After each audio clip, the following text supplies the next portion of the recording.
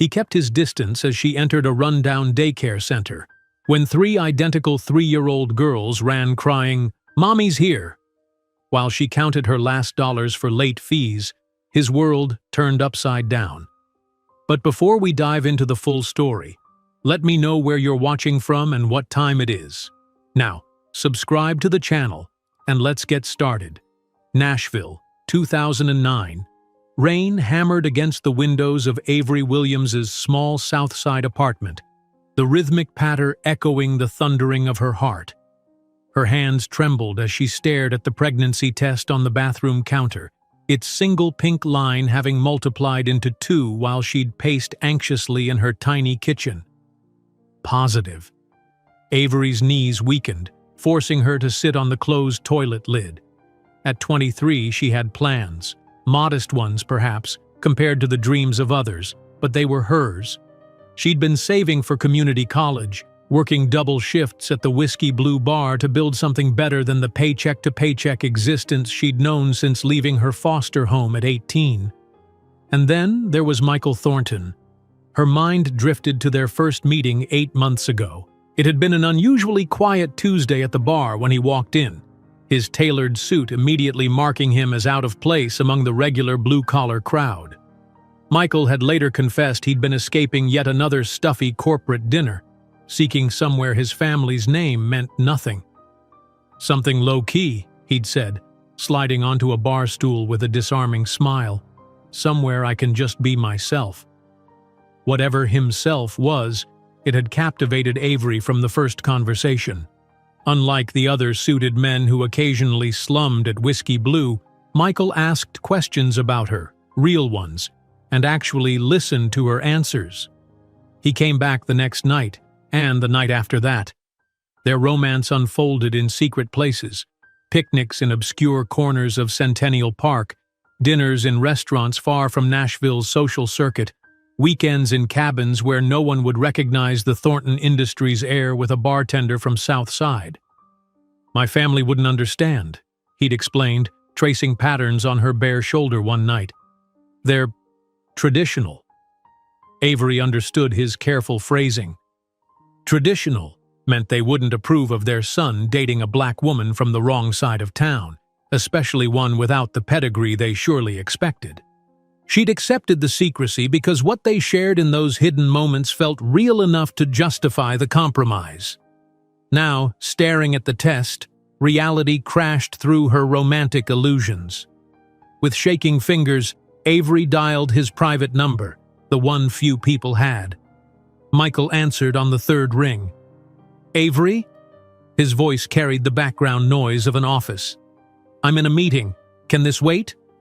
"I need to see you," she said, fighting to keep her voice steady. "It's important." A pause. When he spoke again, his tone had shifted subtly. "My office. Tomorrow, 7 p.m. Use the service entrance." The line went dead before she could respond. The next evening, Avery stood before the imposing glass tower of Thornton Industries, rain soaking through her thin jacket. She dressed carefully, her nicest jeans, a blouse she'd splurged on for her birthday, low heels that pinched her toes but looked more professional than her usual sneakers. The security guard at the service entrance barely glanced at her ID before pointing toward a service elevator. "Mr. Thornton said to send you up."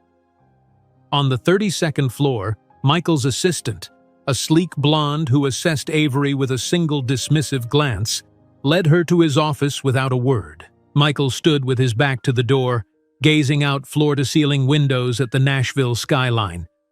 The office was immaculate, all chrome, glass, and dark wood, with framed architectural photographs and not a single personal item in sight.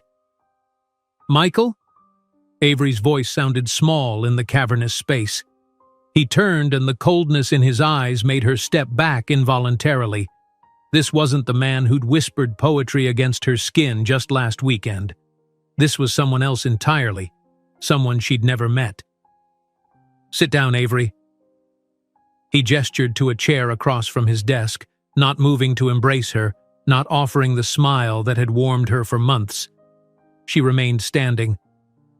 "I'm pregnant." The words hung in the air between them. Michael's expression didn't change, but something flickered in his eyes. Calculation, not shock. I see. He walked to his desk, his movements deliberate. That's unfortunate timing. Unfortunate? The word felt like a slap. I'm being groomed for the vice presidency. The board votes next month. He straightened papers on his desk that didn't need straightening.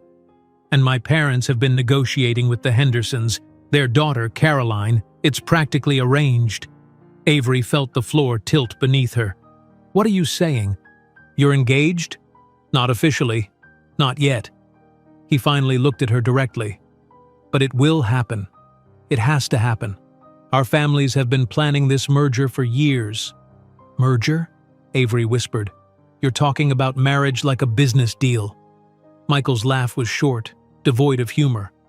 What did you think this was about, Avery? My family has built something that spans generations. Did you genuinely believe I would throw that away? I thought we had something special, she said, tears forming despite her determination to remain composed. His laugh morphed into something cruel.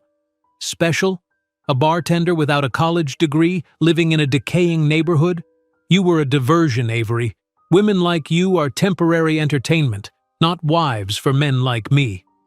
Each word struck with precision, dismantling every moment she'd treasured, every promise she'd believed. Michael opened a drawer and pushed a thick envelope across the polished desk. $10,000. Take care of it. I don't want to be connected to a mixed-race bastard. The casual cruelty of his words knocked the air from her lungs. I'm not aborting our child. His expression hardened. Then we'll handle this legally. He extracted another document from the drawer. Sign this paternity waiver. There won't be a penny beyond that envelope, and if you try to link me to this child, my lawyers will destroy you. How can you do this? Avery's voice broke. You told me you loved me. Michael smiled thinly. I say that to all of them. Did you really believe someone like me would build a future with someone like you? You'll never amount to anything, Avery. A mediocre bartender with no ambition, no class, no relevance. This check is more money than you'd see in years. Avery stared at the man before her, searching for any trace of the person who'd held her through nightmares, who'd listened to her hopes with apparent fascination, who'd promised that her dreams mattered. There was nothing familiar in his cold eyes. Sign it, he repeated, sliding a pen toward her. With trembling fingers, Avery picked up the document. She scanned terms that stripped her child of any connection to its father, of any claim to support or recognition. The legal language was dense, but the message was clear. Michael Thornton was erasing himself from their lives as thoroughly as if they'd never existed. She signed. The elevator ride down was a blur. Outside, the rain had intensified, matching the storm inside her. Avery clutched the envelope to her chest, its contents simultaneously a lifeline and a brand of shame. $10,000, the price Michael Thornton had placed on her dignity, on their child's existence. In the weeks that followed, Avery's carefully constructed life unraveled thread by thread. Her landlord posted notices about a rent increase.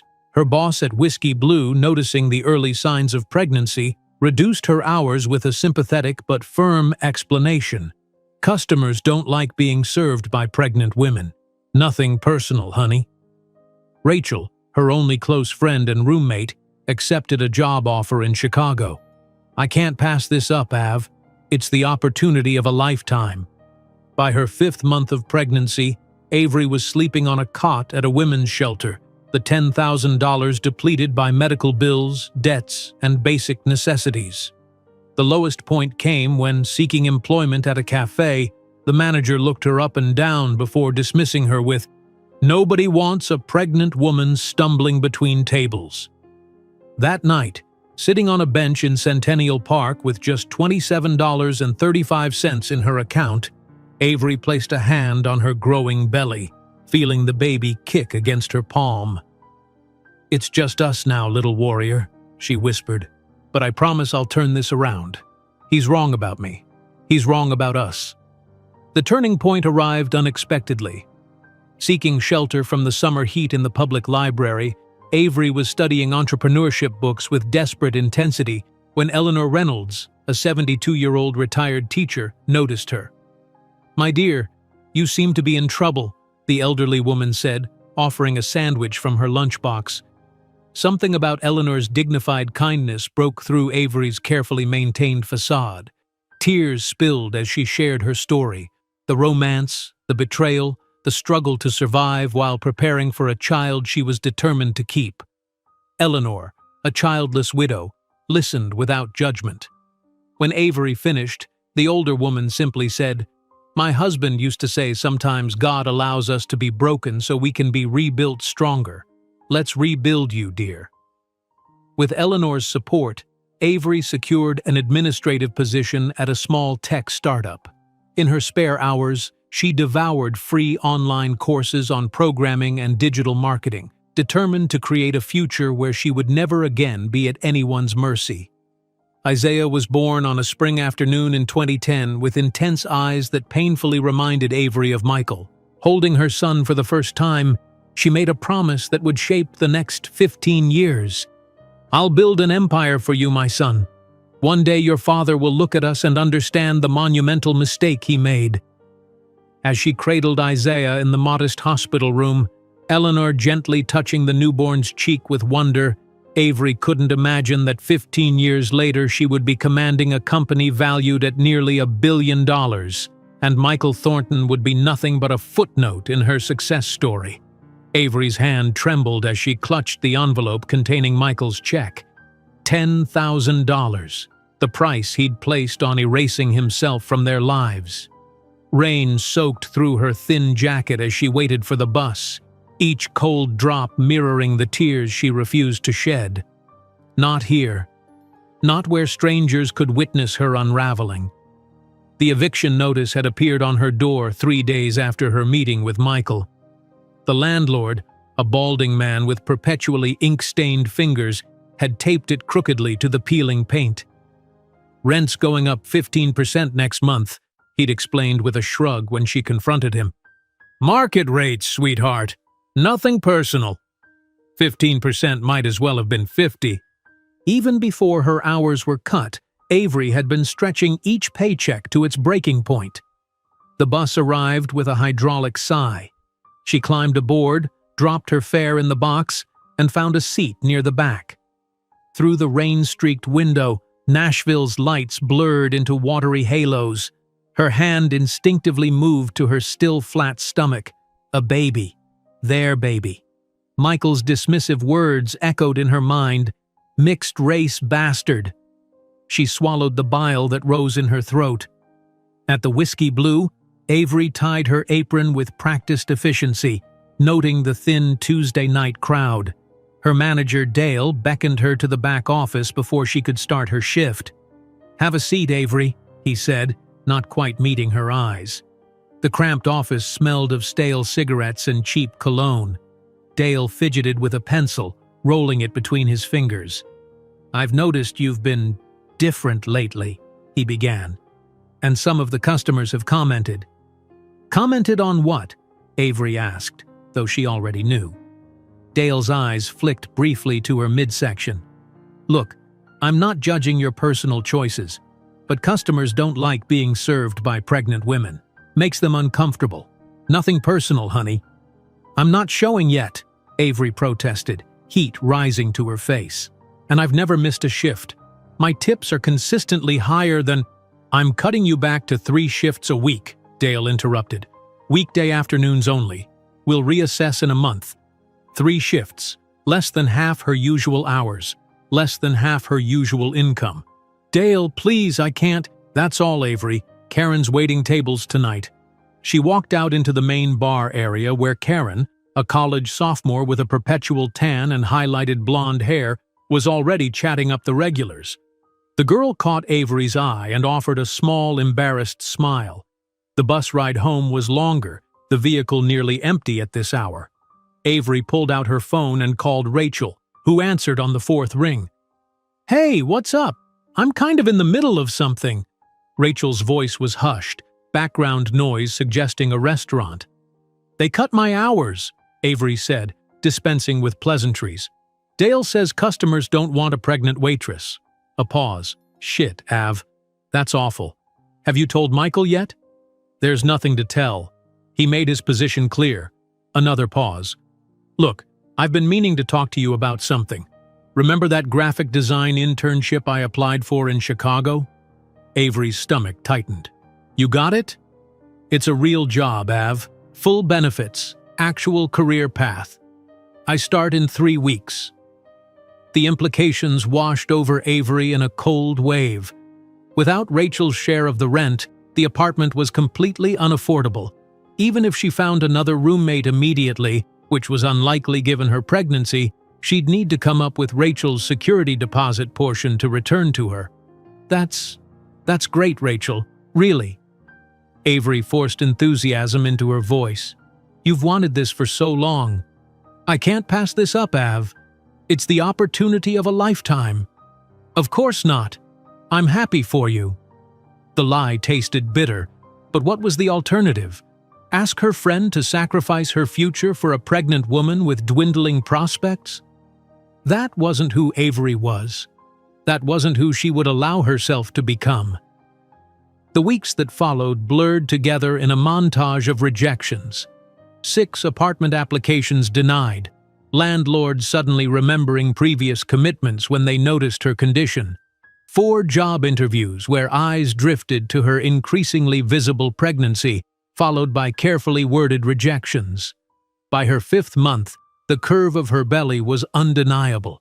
The $10,000, which had seemed like a fortune that night in Michael's office, disappeared with terrifying speed.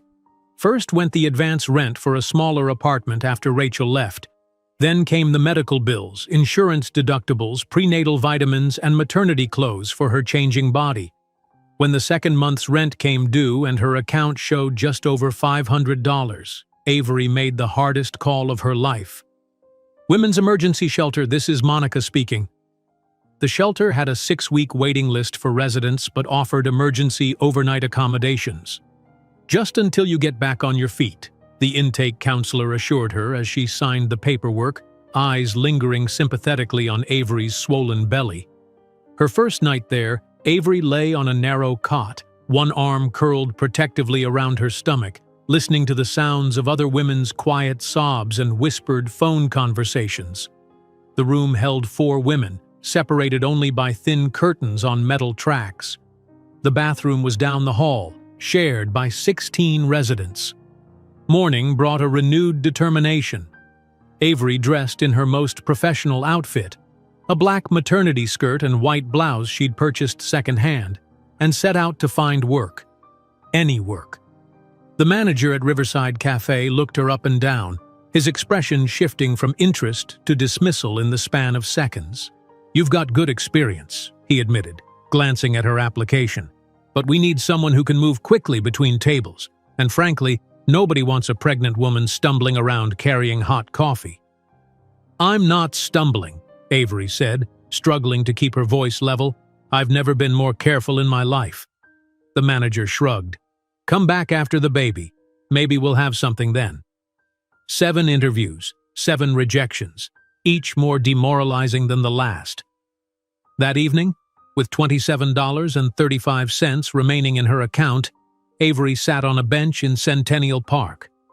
The late summer sun cast long shadows across the grass where couples picnicked and children played. A memory surfaced. Michael spreading a blanket in this very park, producing a bottle of wine and strawberries from a wicker basket, his eyes crinkling at the corners when he smiled. The baby kicked, a flutter beneath her palm. It's just us now, little warrior, she whispered. But I promise I'll turn this around. He's wrong about me. He's wrong about us. The public library became Avery's sanctuary in the weeks that followed. Air-conditioned in the sweltering August heat, clean bathrooms, comfortable chairs, and most importantly, free. She divided her days between job searches and devouring books on business, entrepreneurship, and computer programming. Basic HTML and CSS, JavaScript for beginners, women in tech, breaking barriers. She absorbed each one with desperate intensity, taking notes in a composition book until her hand cramped. On a particularly hot Tuesday, Avery had claimed her usual corner table, surrounded by books and nursing a water bottle she'd refilled 3 times already. So focused was she on the screen of the public computer that she didn't notice the elderly woman watching her until a sandwich appeared at her elbow. "My dear, you seem to be in trouble," said a soft voice with the gentle lilt of the Deep South. Avery looked up to find an elegant black woman in her 70s, silver hair swept into a neat bun, intelligent eyes assessing her from behind tortoiseshell glasses. "I'm fine, thank you," Avery replied automatically, though her stomach growled traitorously at the sight of the sandwich. "I'm Eleanor Reynolds," the woman continued, undeterred. "Retired English teacher, 37 years at East Nashville High." She nodded toward the sandwich. "Egg salad, my late husband's recipe. Please, you're eating for 2. Something about the woman's dignified kindness, her lack of pity despite the obvious assessment of Avery's situation, broke through carefully maintained defenses. Avery's eyes filled with tears she'd refused to shed for months.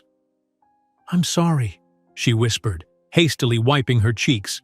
"I don't know why I'm—" "You're exhausted, undernourished, and carrying the weight of the world along with that baby," Eleanor stated matter-of-factly. "No apologies necessary." Over that sandwich, shared on a library bench, Avery found herself telling this stranger everything. The romance with Michael, his cruel rejection, her current homelessness, the desperate scramble to create a future for her child. Eleanor listened without interruption, her expression shifting between compassion and indignation. When Avery finished, the older woman simply said, "My husband used to say sometimes God allows us to be broken so we can be rebuilt stronger.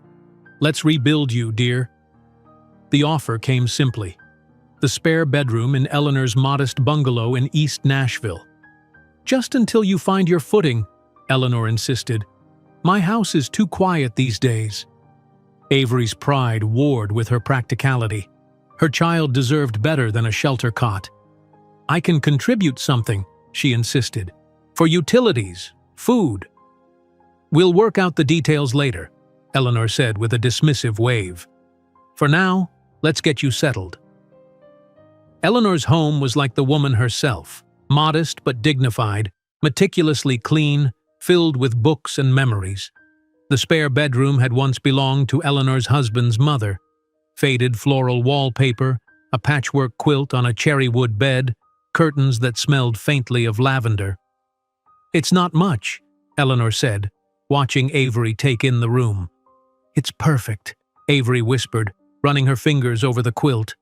With a stable address and Eleanor's guidance, Avery secured an administrative position at Technova, a small software development startup. The pay was modest, but the company offered flexible hours and the promise of growth. "We need someone organized who can learn quickly," the HR manager explained. "The pregnancy isn't an issue as long as you can manage the basic admin tasks."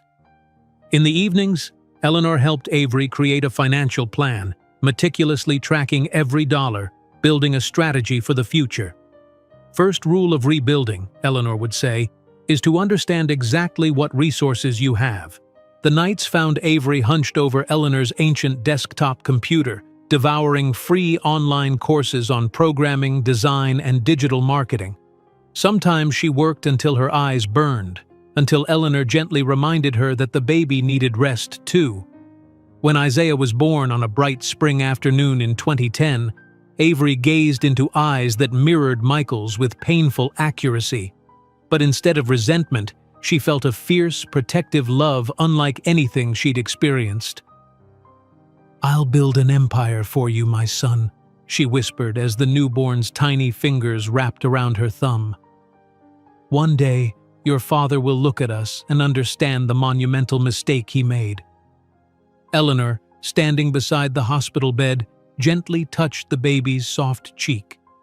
"Isaiah Reynolds," she murmured, "a prophet's name, a name of vision and strength."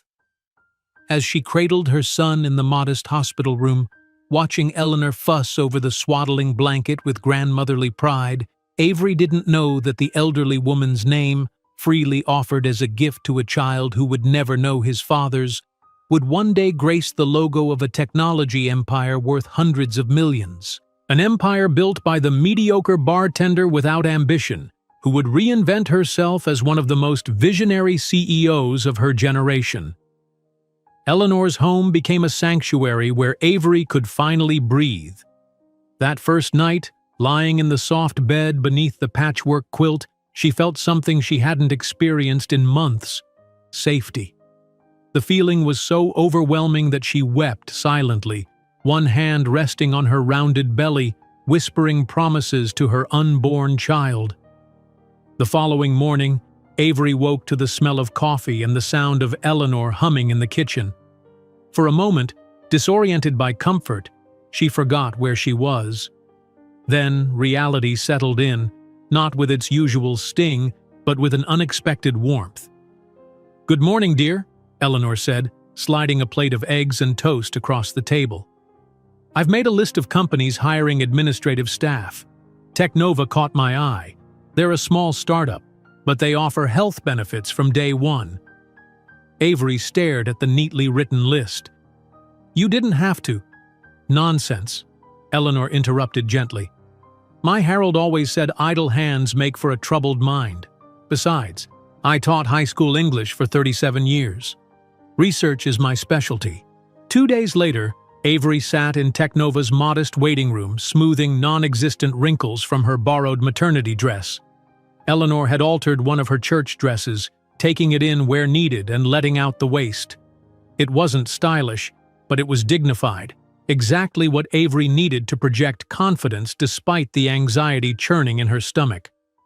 The HR manager, a woman in her early 30s with a geometric haircut and bright red glasses, glanced between Avery's resume and her visible pregnancy with surprising neutrality. "Your administrative experience is limited," she noted. "Yes," Avery admitted, "but I'm a quick learner. I've been teaching myself Excel and basic accounting in my spare time." The woman, Jessica, according to the nameplate on her desk, raised an eyebrow. "Most people watch Netflix in their spare time." "I don't have that luxury," Avery replied simply.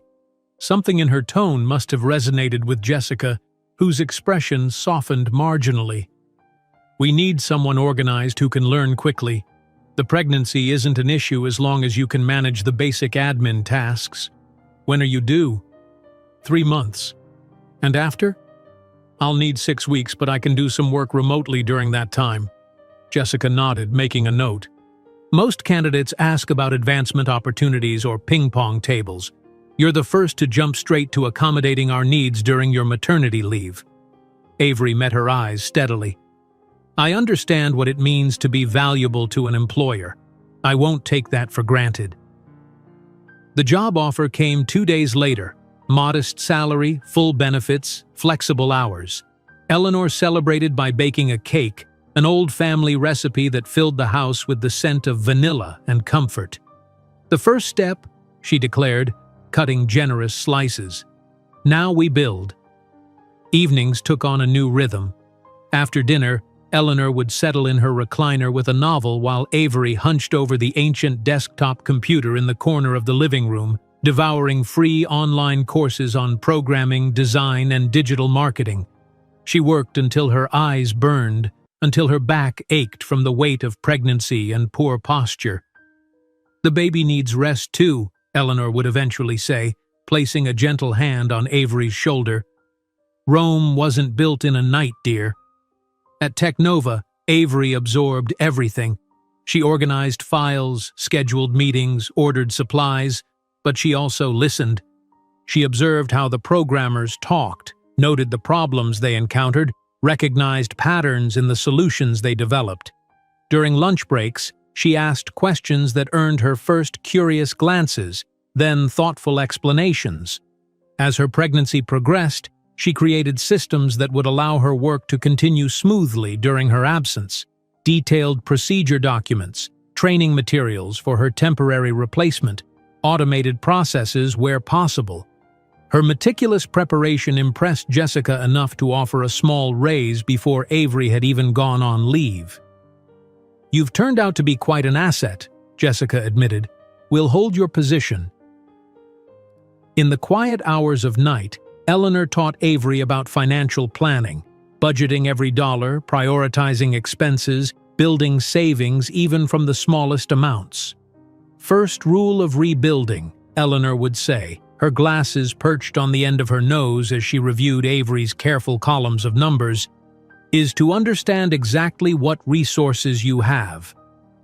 When contractions began 3 weeks before her due date, Avery was updating a database of client contacts. Eleanor drove her to the hospital, calm and steady, while Avery alternated between panic and determination. "You're stronger than you know," Eleanor reassured her as they waited for the doctor. "Women have been doing this since the beginning of time." "Not alone," Avery whispered, a moment of vulnerability breaking through her carefully constructed resolve. Eleanor took her hand firmly. "You are not alone." The labor lasted 16 hours. Through each contraction, each moment of searing pain, Avery held onto a single thought. This child would never know abandonment. This child would know only strength and love and possibility. When Isaiah finally arrived, red-faced and squalling with impressive volume, the attending nurse placed him immediately on Avery's chest. She looked down into eyes that mirrored Michael's with painful accuracy. The same shape, the same intense gaze. For a heartbeat, she feared resentment would overwhelm her. Instead, a fierce, protective love surged through her body with such force that it momentarily took her breath away. This wasn't Michael's child. This was her son. Hers alone. "I'll build an empire for you, my son," she whispered, as the newborn's tiny fingers wrapped around her thumb with surprising strength. "One day, your father will look at us and understand the monumental mistake he made." Eleanor, standing beside the hospital bed, gently touched the baby's soft cheek. "Isaiah Reynolds," she murmured. "A prophet's name, a name of vision and strength." Avery looked up sharply. "Reynolds? Unless you prefer Williams," Eleanor said, suddenly uncertain. "I just thought—" "No," Avery interrupted, tears filling her eyes. "Reynolds is perfect. Isaiah Reynolds." The early months passed in a blur of exhaustion and discovery. Isaiah proved to be an alert, observant baby who studied the world with uncommon intensity. He slept little but cried rarely, seeming to prefer quiet observation to fussing. True to her word, Avery began working remotely after 3 weeks, balancing her laptop on the arm of the sofa while Isaiah nursed or napped against her chest. She returned to the office part-time at 6 weeks, bringing Isaiah with her 3 days a week after Jessica, impressed by Avery's dedication, suggested a portable crib in the corner of the administrative area. "He's the quietest baby I've ever seen," Jessica commented, watching Isaiah contentedly stacking wooden blocks while Avery organized the quarterly expense reports. "Most of the team doesn't even realize he's here." "He's observing," Avery said with a smile. "Learning how everything works." At night, after Isaiah finally succumbed to sleep, Avery would return to her studies with renewed determination. The computer screen illuminated her face as she absorbed lessons on JavaScript, PHP, user interface design, building skills one tutorial at a time, 1 hour of precious sleep sacrificed after another. Eleanor often found her asleep at the desk, head pillowed on her arms beside the keyboard. Gently, she would wake her just enough to guide her to bed, murmuring, "The baby needs his mother rested. The world will still be there to conquer tomorrow." By the time Isaiah turned 1, he was already showing signs of the extraordinary intelligence that would later define him. He spoke in complete sentences months before expected, built complex structures with his blocks, and showed an uncanny ability to understand patterns. "Remarkable," Eleanor would say, watching him solve simple puzzles meant for much older children. "Absolutely remarkable." When Isaiah turned 2, Avery was promoted to executive assistant to Technova's CEO. The substantial raise allowed her to contribute more to the household expenses and start a modest savings account for Isaiah's future education. Eleanor, despite Avery's protests, refused to accept more than a token amount for rent. "This house is paid for," she insisted. "Harold made sure of that before he passed. Save your money for that boy's future. He's going to need a proper college fund." Together they created a home filled with books, music, and conversation. Eleanor read to Isaiah for hours, introducing him to literature far beyond typical toddler fare. By age 3, he was correcting her when she deliberately skipped pages in his favorite stories. "You missed the part about the quantum particles, Grandma Ellie," he would say with the serious expression that made him look so much like his absent father. Eleanor, delighted by his precocity, began teaching him rudimentary mathematics and science concepts. Avery, watching them huddle over simple experiments at the kitchen table, felt a pang of both gratitude and sadness. This was what family should be, this support, this nurturing of potential. What might Isaiah have become with 2 parents who cherished him? What might she have accomplished with someone believing in her from the beginning? Then she would remember Michael's cruel dismissal. "You'll never amount to anything, Avery," and her resolve would harden. She would prove him wrong in every possible way. On Isaiah's 3rd birthday, they celebrated with a small chocolate cake Eleanor baked from scratch. The candles illuminated Isaiah's serious face as he considered his wish with characteristic thoughtfulness before blowing them out with determined precision. "What did you wish for, sweet boy?" Eleanor asked, cutting perfect triangular slices. "Can't tell," Isaiah replied solemnly. "Otherwise it won't come true. That's the established protocol for birthday wishes." Avery laughed, a sound that had become more frequent as the years passed and the raw wound of Michael's rejection gradually scarred over. "Established protocol, huh? Where did you learn that phrase?" "Documentary," Isaiah answered, carefully licking frosting from his fork.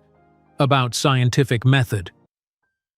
That night, after tucking Isaiah into bed with 3 stories and his customary 5 questions about how the world worked, Avery sat at Eleanor's kitchen table with her laptop, creating her first website. It was a simple project, a digital portfolio showcasing administrative skills, but with a section highlighting her self-taught programming abilities. "Building your escape route?"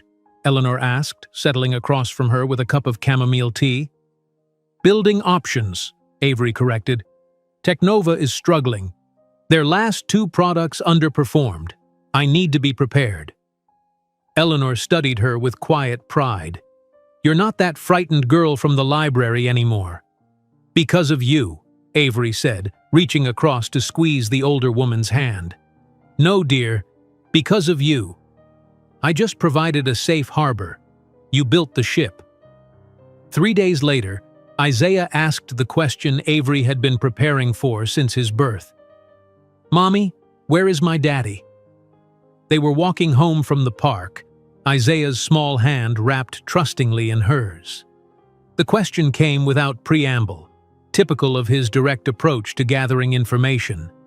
Avery had rehearsed this moment countless times in her mind, determined to be honest without burdening her son with the full cruelty of his father's rejection. "Your father chose not to be part of our lives," she said carefully, kneeling to meet his eyes, Michael's eyes, directly. "That was his decision, and it had nothing to do with you." "Did he not want a baby?" Isaiah asked, his expression thoughtful rather than hurt. "He didn't want the responsibility of a family," Avery answered, striving for neutrality. "Some people aren't ready for that." Isaiah considered this with his characteristic thoroughness. "But his decision made us stronger," he concluded with startling insight. "Like in my book about trees that grow better after a forest fire." Avery blinked back sudden tears, amazed once again by the extraordinary mind developing before her eyes. "Yes," she agreed softly, "exactly like that." Observing her son sleep that night, his dark lashes resting against brown cheeks, mouth slightly open in childish abandonment, Avery marveled at the perfect complexity of him. She could not regret a single moment of her difficult journey, for it had led to this miracle of a child who already showed such promise. Brushing a curl from his forehead, she whispered, "Sleep well, my brilliant boy." Observing her son's sleep, Avery couldn't know that the small brain resting peacefully already harbored the genius that, a decade later, would create revolutionary algorithms that would transform the technology industry and force Michael Thornton to face the consequences of his abandonment. The morning of Eleanor's funeral dawned with a gray drizzle that seemed fitting for the occasion. Avery stood beneath a black umbrella, Isaiah's small hand gripped tightly in hers, as they watched the simple casket being lowered into the earth. At 5 years old, Isaiah understood death with an unsettling clarity. Grandma Ellie's body stopped working, he had explained to the neighbor's daughter the day before. Her consciousness has ceased, but the impact of her existence continues through her influence on others. Now, as the minister spoke words about eternal rest and heavenly reward, Isaiah remained solemn and dry-eyed. Avery envied his composure. Her own grief threatened to overwhelm her at every moment, not just for the woman who had saved her from destitution, but for the only true mother figure she had ever known. Back at Eleanor's house, their house now, according to the will that Eleanor had updated years ago, Avery found herself standing in the kitchen, staring blankly at the familiar yellow walls as distant relatives and church friends murmured condolences over casserole dishes. "Ms. Williams?" A balding man in an ill-fitting suit approached, clutching a leather portfolio. "I'm Martin Greaves, Eleanor's attorney. When you have a moment, there are some matters we should discuss." An hour later, after the last sympathetic neighbor had departed, Avery sat at the kitchen table while Isaiah quietly arranged and rearranged his collection of minerals in the living room. "Eleanor was quite specific," Martin explained, sliding a sealed envelope across the table. "This letter is to be read by you alone. The house, of course, transfers to you and Isaiah as per her will. There's a small life insurance policy as well. Nothing extravagant, but enough to provide some cushion." After the attorney left, Avery opened the envelope with trembling fingers. Eleanor's elegant handwriting filled the page. "My dearest Avery, if you're reading this, I've gone to join my Harold. Please don't waste tears on me. I've lived a full life and found unexpected joy in the family you and Isaiah became to me. The house is yours now, as you know. But I want you to consider something carefully. It represents possibility. When Harold and I purchased it 50 years ago, we saw not just shelter, but the foundation for our dreams. Use what I've left you to build something that lasts, something that makes a difference. You've spoken of your ideas, your vision for technology that serves those often forgotten. Perhaps the value of this house can be the seed for that vision. Isaiah is extraordinary, as you well know. His mind will need challenges worthy of its capacity. Create something not just for yourself, but for him. A legacy that shows him what determination and intelligence can accomplish when paired with compassion. Remember, dear girl, you were never the woman that man said you were. You were always so much more. With all my love, Eleanor." Avery pressed the letter to her chest, tears flowing freely now. For 5 years, Eleanor had been her foundation, her sounding board, her unwavering supporter. The thought of moving forward without her wisdom felt impossible. "Mom?" Isaiah stood in the doorway, clutching his favorite geode. "Are we going to leave Grandma Ellie's house now?" "No, sweetie," Avery said, quickly wiping her tears. "This is our house now, but we might need to make some changes." "What kind of changes?" His eyes, so like Michael's, studied her with that penetrating gaze that seemed to see straight through to her thoughts. "Big ones," she answered, making a decision that would alter their future irrevocably. The kind that build futures. 3 weeks later, a for sale sign stood in the front yard of Eleanor's beloved bungalow. Inside, Avery and Isaiah methodically packed decades of memories into cardboard boxes, sorting what to keep, what to donate, what to sell. "Where will we go?"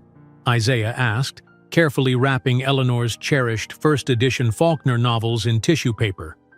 "I found an apartment near downtown," Avery explained. "It's small, but it's close to the technology corridor, and there's a magnet school nearby with an advanced program that would be perfect for you." She didn't mention that the apartment cost nearly twice what their current mortgage would have been, or that the magnet school had a waiting list 2 years long. Those were problems to solve later. The house sold in 11 days, well above asking price to a young couple expecting their first child.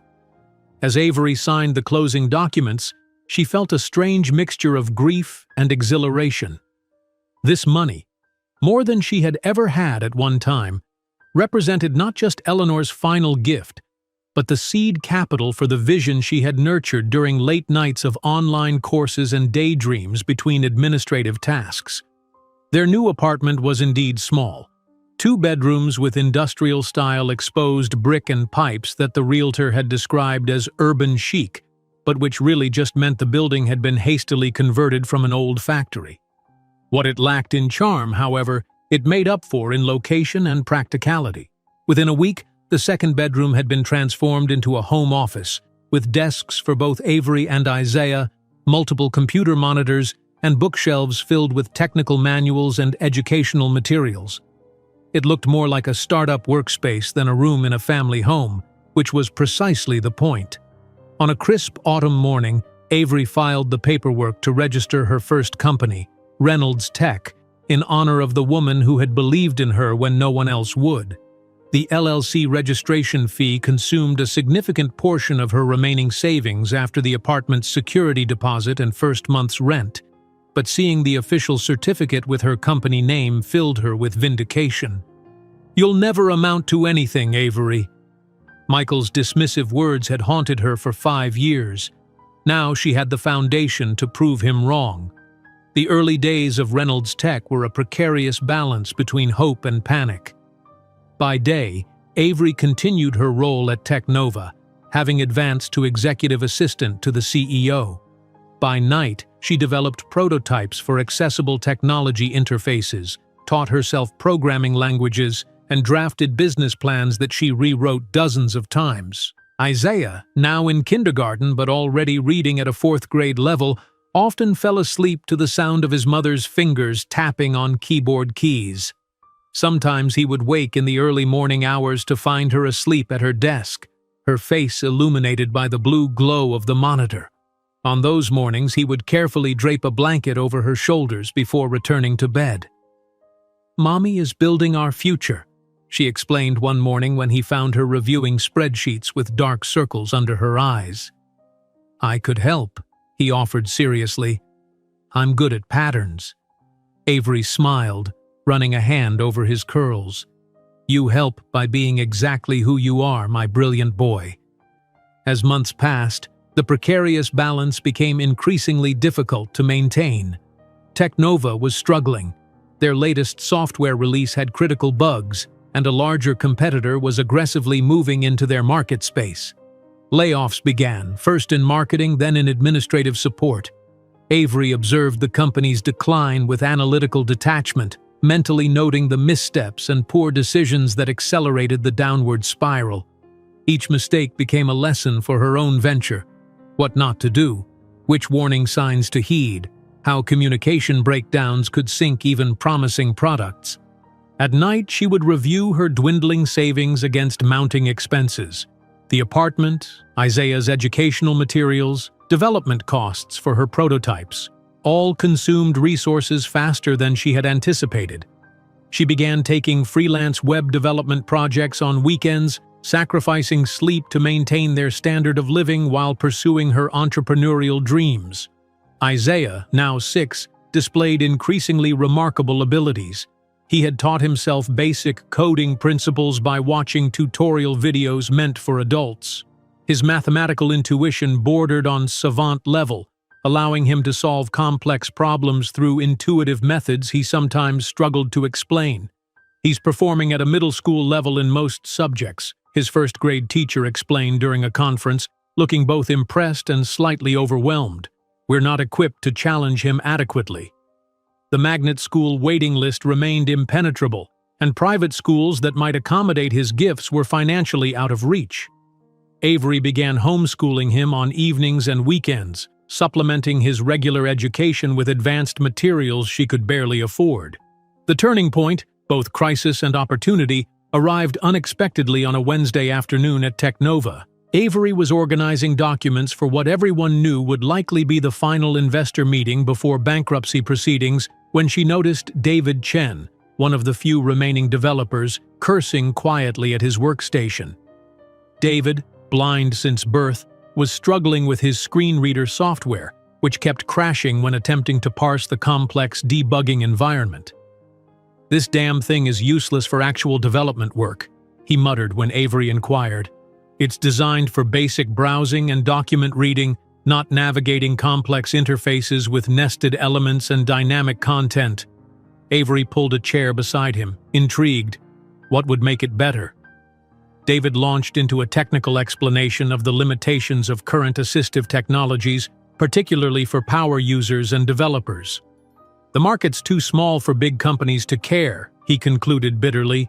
"Blind developers are a niche within a niche." That evening, Avery recounted the conversation to Isaiah as they worked side by side at their desks. To her surprise, her son spun his chair toward his own computer and opened a sound editing program he'd been experimenting with. "What if the computer could speak in different tones depending on the code structure?" he suggested, manipulating audio files to demonstrate. "Like music notes for different elements?" The simplicity and brilliance of the concept stopped Avery mid-sentence. For the next 3 hours, she watched in amazement as her 6-year-old son created a rudimentary audio interface that assigned distinct tones to different HTML elements, allowing a user to hear the structure of a web page. It was primitive, buggy, and limited, but it was also unlike anything on the market. That night, after Isaiah had finally gone to bed, Avery stared at the ceiling, mind racing. The interface prototype, while crude, represented a genuinely innovative approach to accessibility. If developed properly, it could serve not just visually impaired users, but potentially create new ways for anyone to interact with digital environments. 2 weeks later, Technova announced its closure. With her severance package providing a temporary buffer, Avery made the leap to full-time entrepreneurship. She refined Isaiah's concept into a more sophisticated prototype, combining his audio interface ideas with her own visual enhancement tools for users with partial sight. The first investor meeting was a humiliating disaster.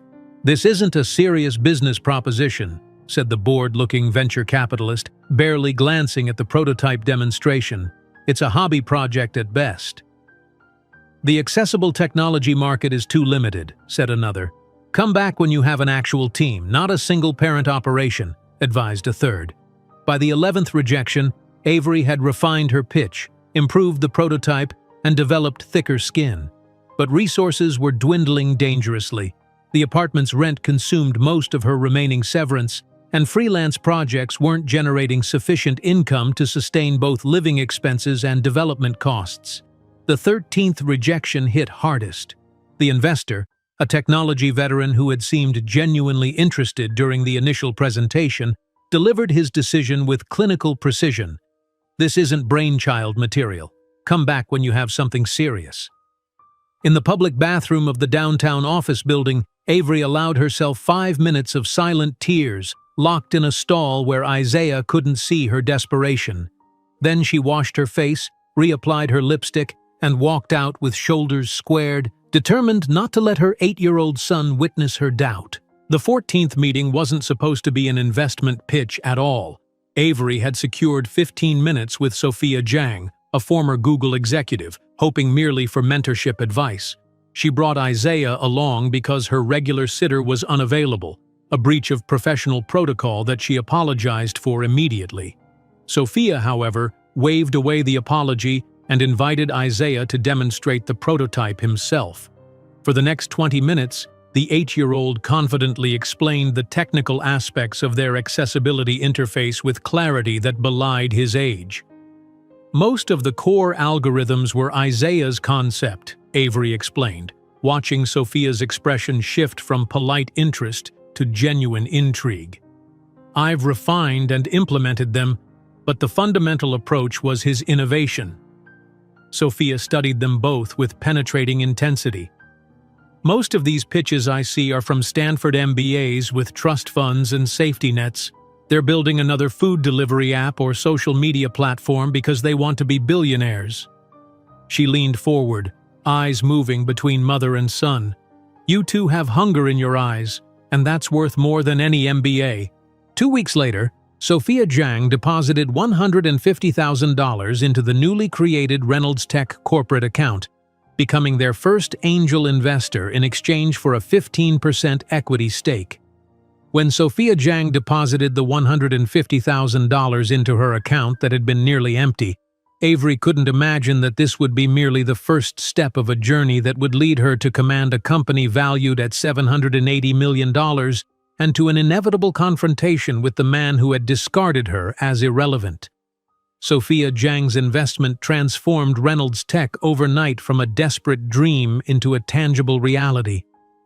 The morning after the funds cleared, Avery stood in the empty office space she'd leased in a weathered brick building on the outskirts of Nashville's emerging tech district. Sunlight streamed through dusty windows, illuminating the 3 second-hand desks she'd purchased from a business liquidation sale. "This is it?" Isaiah asked, his small fingers trailing along the scarred surface of what would become his mother's desk. "This is the beginning," Avery corrected, squeezing his shoulder. "Every empire starts somewhere." Within a week, the space had transformed. Internet cables snaked across the floor, connecting refurbished computers. Whiteboards covered one wall, filled with flowcharts and code snippets. The other walls remained bare except for a single framed item, the napkin where Avery had sketched her first interface design with Isaiah's childish handwriting adding notes in the margins. Their first hire was David Chen, the blind developer from Technova who had unwittingly inspired their venture. When Avery called to offer him the position, his laugh echoed through the phone. "You want me to leave a stable job at Microsoft for a startup with no track record, run by my former admin assistant? I want you to help build something that will change how people with disabilities interact with technology," Avery replied, "and I'll give you 5% equity." 2 days later, David joined their tiny team. Their second hire came through Sophia's network, a UX designer named Mia Kim who had grown frustrated with how larger companies treated accessibility as an afterthought. "I'm not looking for stability," Mia explained during her interview. "I'm looking for purpose."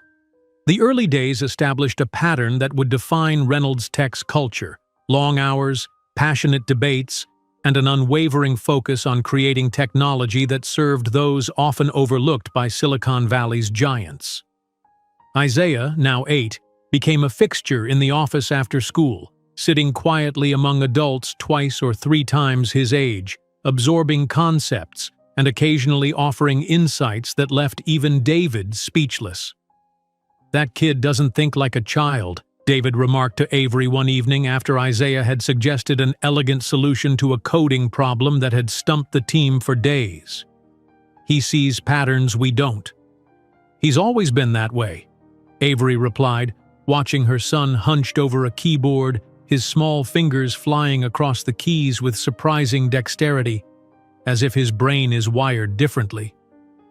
6 months after Sophia's investment, they had their first working prototype, a comprehensive screen reader that transformed digital content into an acoustic landscape, allowing blind users to hear the structure of websites and applications through subtle variations in tone and tempo.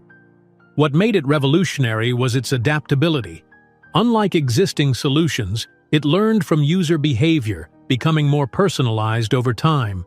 The first public demonstration happened at a small accessibility conference in Atlanta. Avery had spent their limited marketing budget securing a tiny booth in the exhibition hall, far from the major companies with their elaborate displays and branded giveaways. Their breakthrough came when Marcus Jameson, a well-known blogger who had been blind since childhood, stopped by their booth, skeptical but willing to try yet another assistive technology promising innovation. "I've heard these claims before," he said, fingers skimming the keyboard they'd set up. Every company thinks they've solved the problem. 20 minutes later, Marcus was still at their booth, exploring increasingly complex websites with growing excitement. "This is different," he finally admitted, removing the headphones. "The spatial awareness I get from the audio cues, it's like I can see the structure in my mind." By that evening, Marcus had published a glowing review on his influential blog. 3 days later, Sophia called. "You've caused quite a stir," she said without preamble. "I'm organizing a dinner next week with some potential investors. Wear something nice." The dinner was at an upscale Nashville restaurant where Avery had once applied for a waitressing position and been rejected. Now she sat at a table with 5 venture capitalists, acutely aware of her discount department store dress amid their casual displays of wealth. Isaiah had remained home with a sitter. This was not a setting where his presence would be an asset. "The accessibility market is niche," said a silver-haired investor, swirling his bourbon. "What's your strategy for scaling beyond specialized applications?" Avery had anticipated this question. "Our adaptive technology has applications far beyond accessibility," she explained. "The same algorithms that allow a blind user to navigate complex interfaces could help anyone process digital information more efficiently. We're not just building for people with disabilities, we're reimagining how humans and computers interact." The dinner ended without commitments, but 3 weeks later, Sophia called again. "They're in. 2 million, Series A. Get ready for due diligence." The first significant investment round changed everything. Reynolds Tech moved to larger offices. The team expanded to 12 people. Avery hired an operations manager, a marketing director, and additional developers. For the first time, she drew a regular salary that allowed her to move Isaiah from their small apartment to a modest house in a neighborhood with better schools. Yet despite these external changes, some habits remained. Avery still worked until midnight most days. She still scoured industry news for emerging technologies and potential competitors, and occasionally, when she thought no one was watching, she would search for news about Thornton Industries and its executive vice president, Michael Thornton. The articles she found painted a picture of stagnation. The once formidable automotive components manufacturer was losing market share to more innovative Asian competitors. One business journal described the company as rooted in traditional manufacturing while the industry races toward an electric future. A photo accompanying the article showed Michael at a press conference, his face tense as he defended the company's conservative approach to shareholders. Avery felt no satisfaction from these glimpses into Michael's apparently troubled business life. She had long ago stopped defining her success in relation to his failure. Isaiah was her motivation now, creating a legacy worthy of his brilliant mind, a company that reflected values opposite to those Michael had demonstrated. When Isaiah turned 10, Reynolds Tech released its first commercial product, an adaptive interface that could be integrated into existing applications, making them instantly more accessible. Tech blogs praised its innovative approach. More importantly, users embraced it enthusiastically. "This changes everything," wrote one reviewer who had cerebral palsy. "For the first time, I don't have to fight with my computer to make it understand me." The product's success attracted larger investors. Reynolds Tech grew to 30 employees, then 50. Avery, once dismissed as a mediocre bartender without ambition, now led monthly strategy meetings and negotiated partnerships with established technology companies. The true inflection point came when Isaiah was 12. For weeks he had been working on a project he kept largely to himself, emerging from his room at odd hours to ask Avery increasingly complex questions about neural networks and machine learning, subjects she herself was still mastering. One night, well past midnight, Isaiah burst into Avery's home office, still in his pajamas, his eyes bright with excitement. "Mom, I solved the algorithm adaptivity problem," he exclaimed, thrusting a notebook filled with equations and diagrams into her hands. Avery studied the pages, initially struggling to follow his reasoning, then feeling her heart race as she grasped the implications. Isaiah hadn't just refined their existing approach, he'd reconceptualized it entirely, creating a framework where the interface could predict user needs based on contextual cues and behavioral patterns. "This is revolutionary," she whispered, looking up at her son with awe. "How did you even think of this?" Isaiah shrugged, suddenly self-conscious under her intense gaze. "I just saw the pattern. It was there all along." The next morning, Avery called an emergency meeting with her senior development team. By afternoon, they had shifted resources to implement Isaiah's algorithm. 6 months later, it became the core technology that differentiated Reynolds Tech from every competitor in the market. As Reynolds Tech's profile rose, so did media interest in its founder. Avery carefully managed her public image, focusing interviews on the technology and its impact rather than her personal journey. When pressed about her background, she offered a carefully crafted narrative.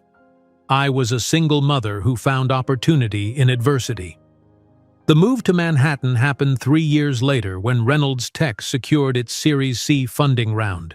The company had outgrown Nashville's modest tech ecosystem, and New York offered proximity to major clients and a deeper talent pool. The transition marked another milestone, relocating to a 3-floor office space in Chelsea that housed 142 employees. The day they moved into the new headquarters, Avery stood in her corner office, gazing at the Manhattan skyline. Behind her desk hung a large framed magazine cover, Tech Forward's profile featuring her photograph under the headline, "The Phoenix of Technology: How Avery Reynolds Revolutionized Accessibility." A knock at her door interrupted her reflection. David Chen, now Chief Technology Officer, entered with a tablet in hand, his guide dog Pixel at his side. "The team's waiting in the conference room for your address," he said, "and congratulations on the profile, though they missed the best part of the story, which is that you built this not just as a business but as a statement about who deserves technology that works for them." He smiled. Also, Isaiah got the Harvard letter. Avery's heart skipped. Already? He's only 13. Apparently, their advanced placement program for exceptional students has been tracking his published papers on adaptive algorithms. The admissions director called personally. That evening, in their new apartment overlooking Central Park, a world away from the shelter cot she'd once slept on, Avery and Isaiah celebrated with takeout sushi and sparkling cider. "To Harvard at 15, Avery toasted, clinking her glass against his. "To Reynolds Tech," Isaiah countered. "And to you, Mom. You made all of this possible." As Isaiah slept that night, Avery sat on their terrace, the city lights glittering below. She thought about the journey, from that rain-soaked night in Michael's office to this moment of triumph. She had built something that mattered, something that helped people, something that would outlast her. Occasionally, during quiet moments like this, she still heard Michael's voice. "You'll never amount to anything, Avery." But now the words had lost their power. They were just echoes from a past that had no bearing on the future she was creating. While admiring the view from her new office in Manhattan, the city that once seemed so distant from her reality, Avery didn't know that Forbes was already preparing an article about the 40 most promising entrepreneurs under 40, and that this publication would eventually reach Michael Thornton's hands, forcing him to face the ghost he believed he had buried. The Forbes issue arrived at Reynolds Tech headquarters on a Tuesday morning, nestled among press releases and industry journals. Avery set it aside initially, prioritizing quarterly reports and partnership negotiations. It wasn't until evening, when the office had emptied and the Manhattan skyline glittered outside her window, that she finally opened the magazine to find her own face staring back at her from the 40 under 40 feature. The 2-page spread detailed her journey in carefully curated terms: the rise from administrative assistant to tech CEO, the focus on accessibility innovation, the meteoric growth of Reynolds Tech. The profile made no mention of Nashville, no hint of Michael Thornton, no reference to the cruel dismissal that had once shattered her world. This strategic omission was deliberate. Avery had learned that controlling her narrative meant choosing which chapters to share. In the laboratory section of Reynolds Tech's Manhattan office, 14-year-old Isaiah stood surrounded by engineers twice his age, directing them with a quiet authority that belied his youth. Gone was the small boy who once slept on a shelter cot against his mother's chest. In his place stood a young man whose intellect had already earned him recognition in academic journals and whose algorithms formed the backbone of their most successful products. The neural adaptation needs to be more responsive to cognitive patterns, not just input variations, Isaiah explained, sketching a complex diagram on the whiteboard. The senior developers, all with advanced degrees from prestigious universities, watched attentively as the teenager identified flaws in their approach with remarkable precision. From the doorway, Avery observed the scene with pride tinged with something like wonder.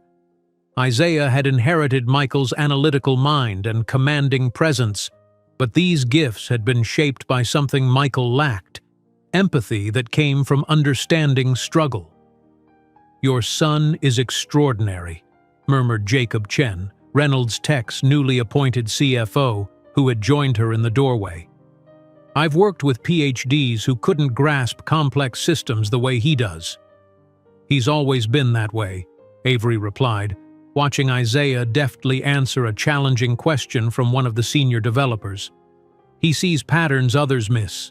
Later that evening in their Central Park apartment, Avery prepared a simple dinner while Isaiah finished homework assignments far beyond typical high school level.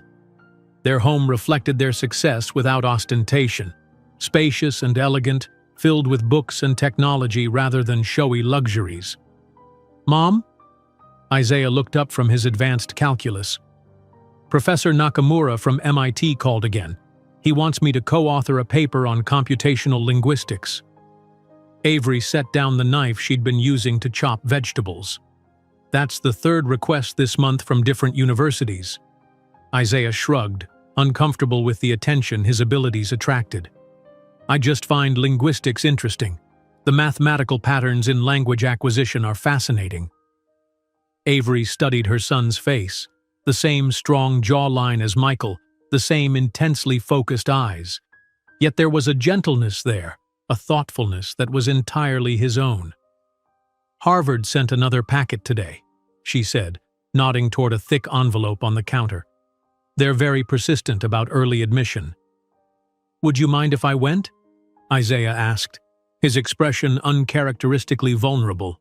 "I know 15 is young, but their advanced program, if it's what you want, we'll make it work," Avery interrupted, crossing the kitchen to embrace him. "You've earned every opportunity." Later that night, after Isaiah had gone to bed, Avery found herself standing before the small lockbox she kept in her closet. Inside lay the remnants of a past life: the paternity waiver Michael had forced her to sign, the cashier's check receipt for $10,000, a single faded photograph of Michael she'd been unable to destroy despite everything. She rarely allowed herself these moments of reflection, but Isaiah's potential early departure for Harvard had stirred memories she usually kept carefully compartmentalized. The boy in the next room, brilliant, kind, determined, had been created in part by a man who had deemed him unworthy of existence. "Reynolds, not Thornton," she whispered to the empty room, closing the box decisively. The following morning, during her weekly review of industry news, a small item caught Avery's attention. "Thornton Industries seeks new direction amid declining market share." The accompanying photo showed Michael at a shareholders' meeting, his expression strained as he defended the company's performance. Avery felt no satisfaction at the evidence of his struggles. She had long ago stopped measuring her success against his failures. Still, the contrast was impossible to ignore. While Thornton Industries clung to outdated manufacturing models, Reynolds Tech was being courted by major technology companies for potential partnerships.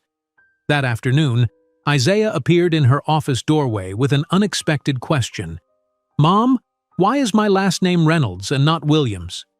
Avery set down her tablet, giving him her full attention. The question wasn't entirely surprising. Isaiah had always been methodical in gathering information, filling gaps in his understanding. "I changed my name after Eleanor died," she explained.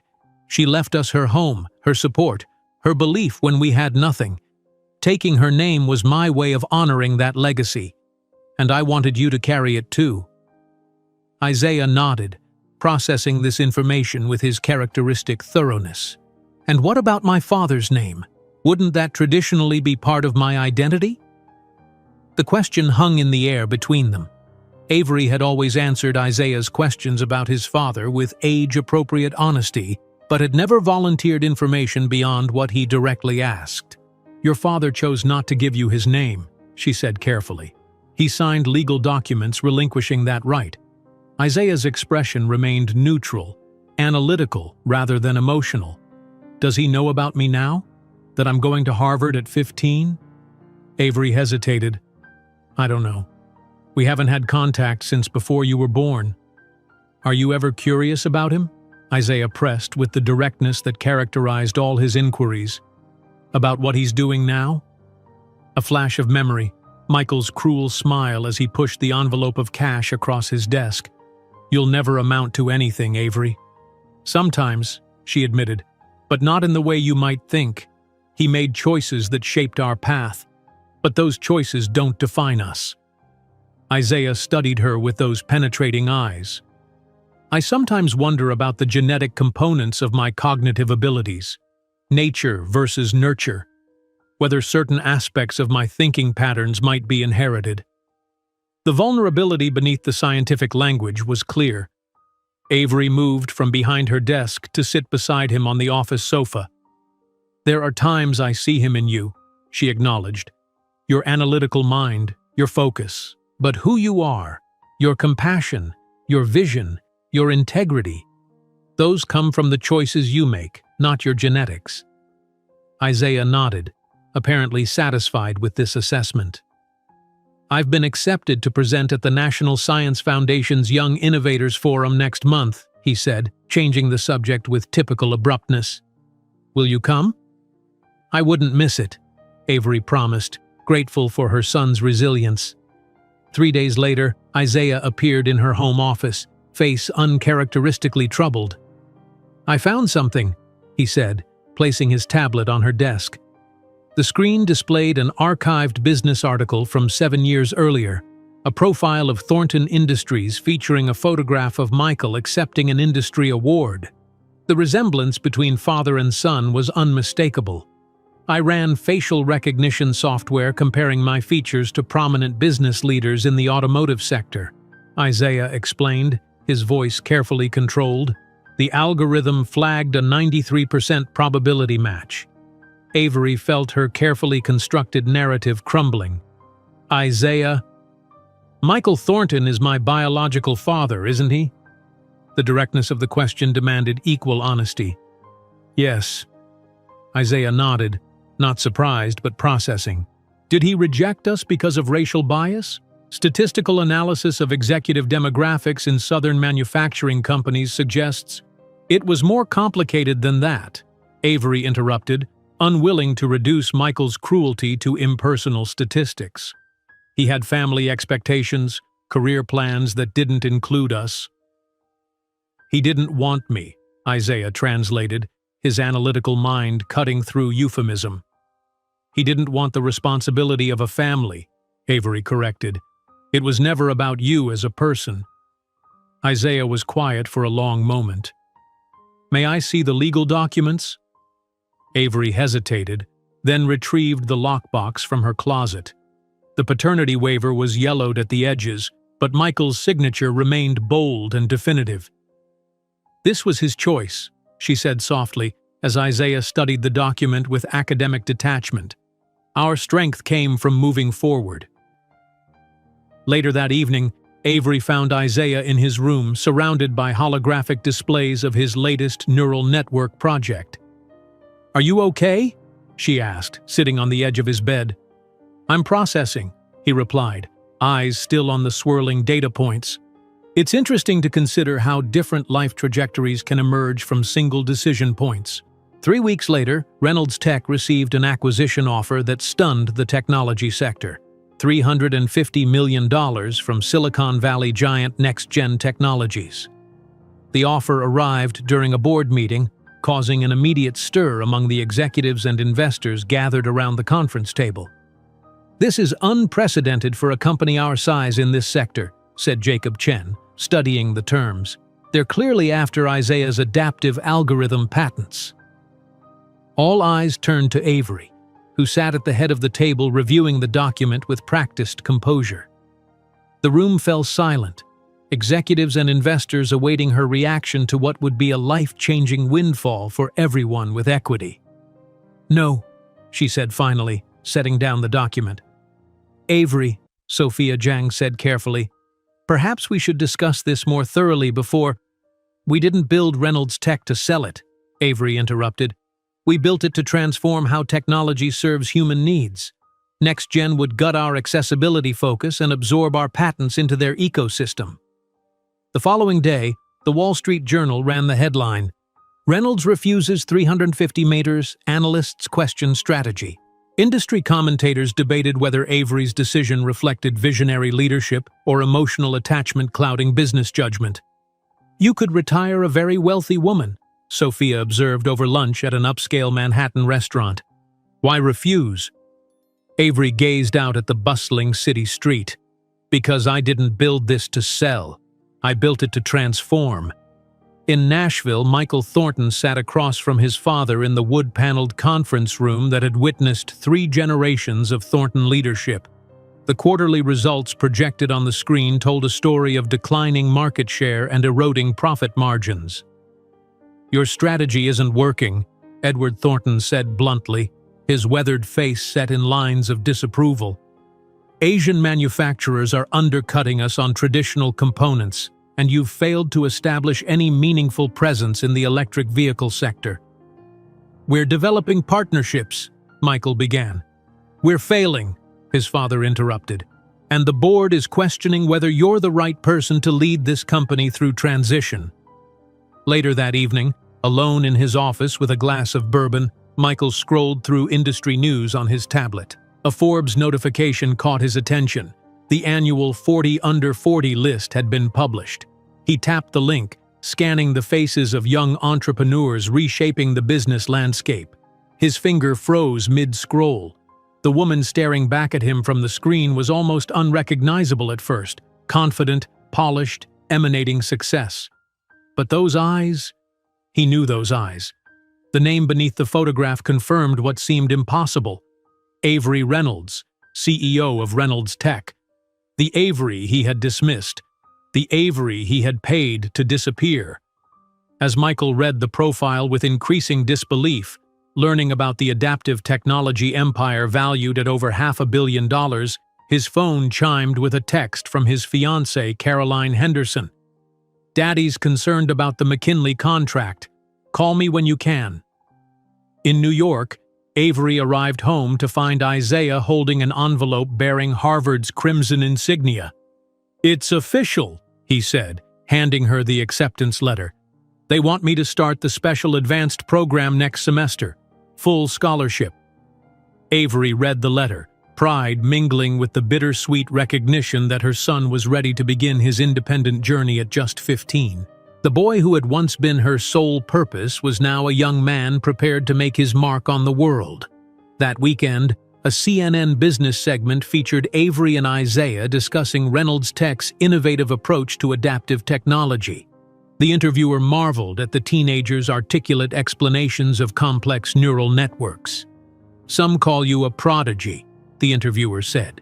"How do you see yourself?"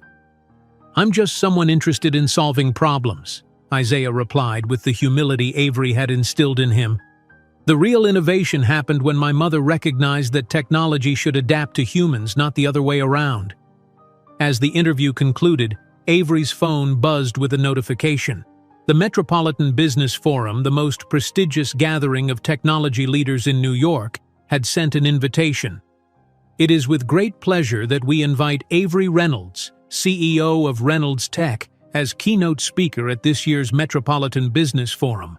While confirming her participation as the main speaker at the industry's most important event, Avery had no idea that among the 500 executives and investors in attendance would be Michael Thornton, desperate to save his failing family business and about to face the most painful consequence of his past choices. Avery's fingers moved across her tablet, making final adjustments to her keynote presentation for tomorrow's Metropolitan Business Forum.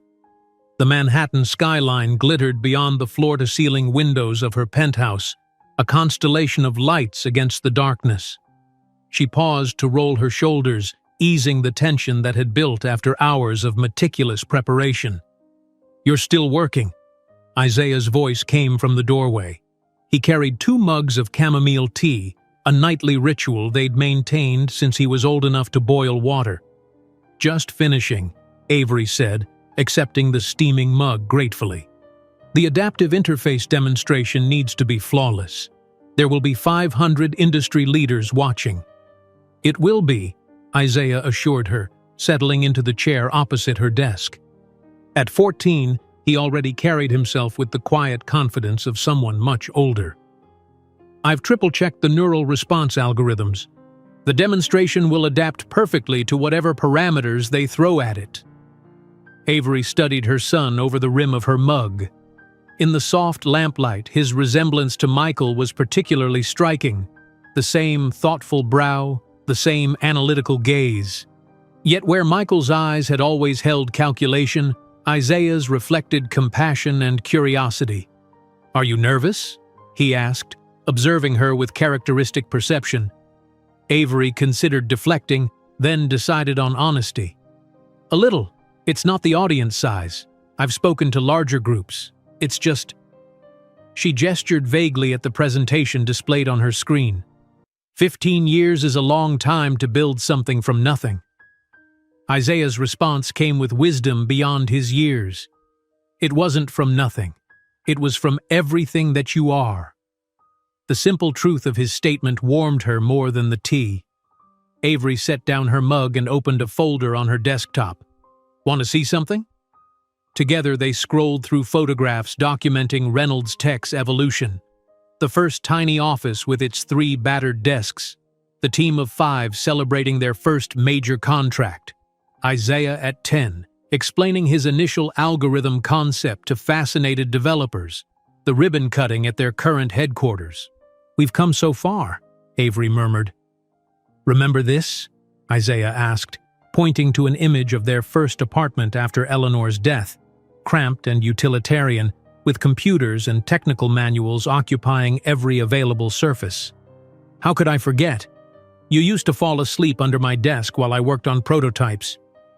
They continued through the visual history until reaching a particular image that made Avery pause, the framed napkin where she'd sketched her first interface design.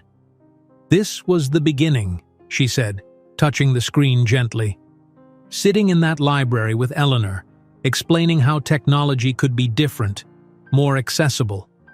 I drew this while you napped in your stroller." Isaiah studied the image thoughtfully. "You should include this in your presentation tomorrow. Show them where revolutionary ideas can come from." "Perhaps I will," Avery agreed, making a note to add the image to her slides. They spent another hour reviewing the presentation, Isaiah offering occasional suggestions with his characteristic precision. Finally, Avery closed her tablet and stretched. "Time for both of us to rest. Tomorrow's a big day." As they prepared to leave the home office, Isaiah paused by her extensive wardrobe. "What are you wearing tomorrow?" Avery smiled. "I was thinking the purple Armani." Isaiah nodded approvingly. "Good choice. You'll be the most stylish CEO in the room." His teasing lightened the moment, and Avery felt a rush of gratitude for this extraordinary person she'd raised. Brilliant, but never arrogant. Perceptive, but never cruel. "Good night, my brilliant boy," she said, embracing him briefly. "Good night, Mom. You're going to be amazing tomorrow." Across Manhattan, in a suite at the Plaza Hotel, Michael Thornton spread financial reports across his king-sized bed, the grim numbers illuminated by the bedside lamp. Thornton Industries' third-quarter results showed continued decline in both revenue and market share. Asian competitors had undercut their pricing on traditional components, while the company's belated attempts to enter the electric vehicle market had yielded minimal traction. Michael loosened his tie and poured himself a generous scotch from the minibar. The Metropolitan Business Forum represented perhaps his last opportunity to secure the partnerships and investments needed to revitalize the family business. His father's parting words before he'd left Nashville echoed in his mind, "Don't come back without solutions. The board is losing patience." The phone rang, interrupting his brooding. His father's name flashed on the screen. "Any progress?" Edward Thornton demanded without preamble when Michael answered. "I've scheduled meetings with 3 potential investors tomorrow," Michael replied, trying to project confidence he didn't feel. "The forum will provide opportunities to—" "Opportunities won't save us," his father cut in. "We need concrete commitments. The Henderson partnership would have given us the capital infusion we needed, but your broken engagement closed that door." Michael winced at the reminder.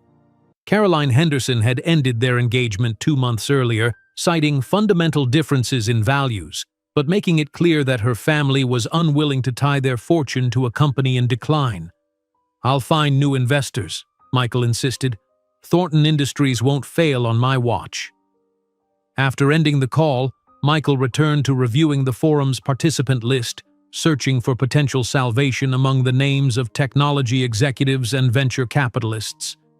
He paused at a familiar-sounding name, Reynolds.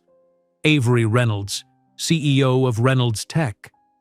A vague sense of recognition tickled at his memory. Reynolds. Where had he heard that name recently? He'd been so consumed with Thornton Industries' problems that he'd paid little attention to developments outside the automotive sector. Curious, he opened his tablet and searched for Avery Reynolds, CEO.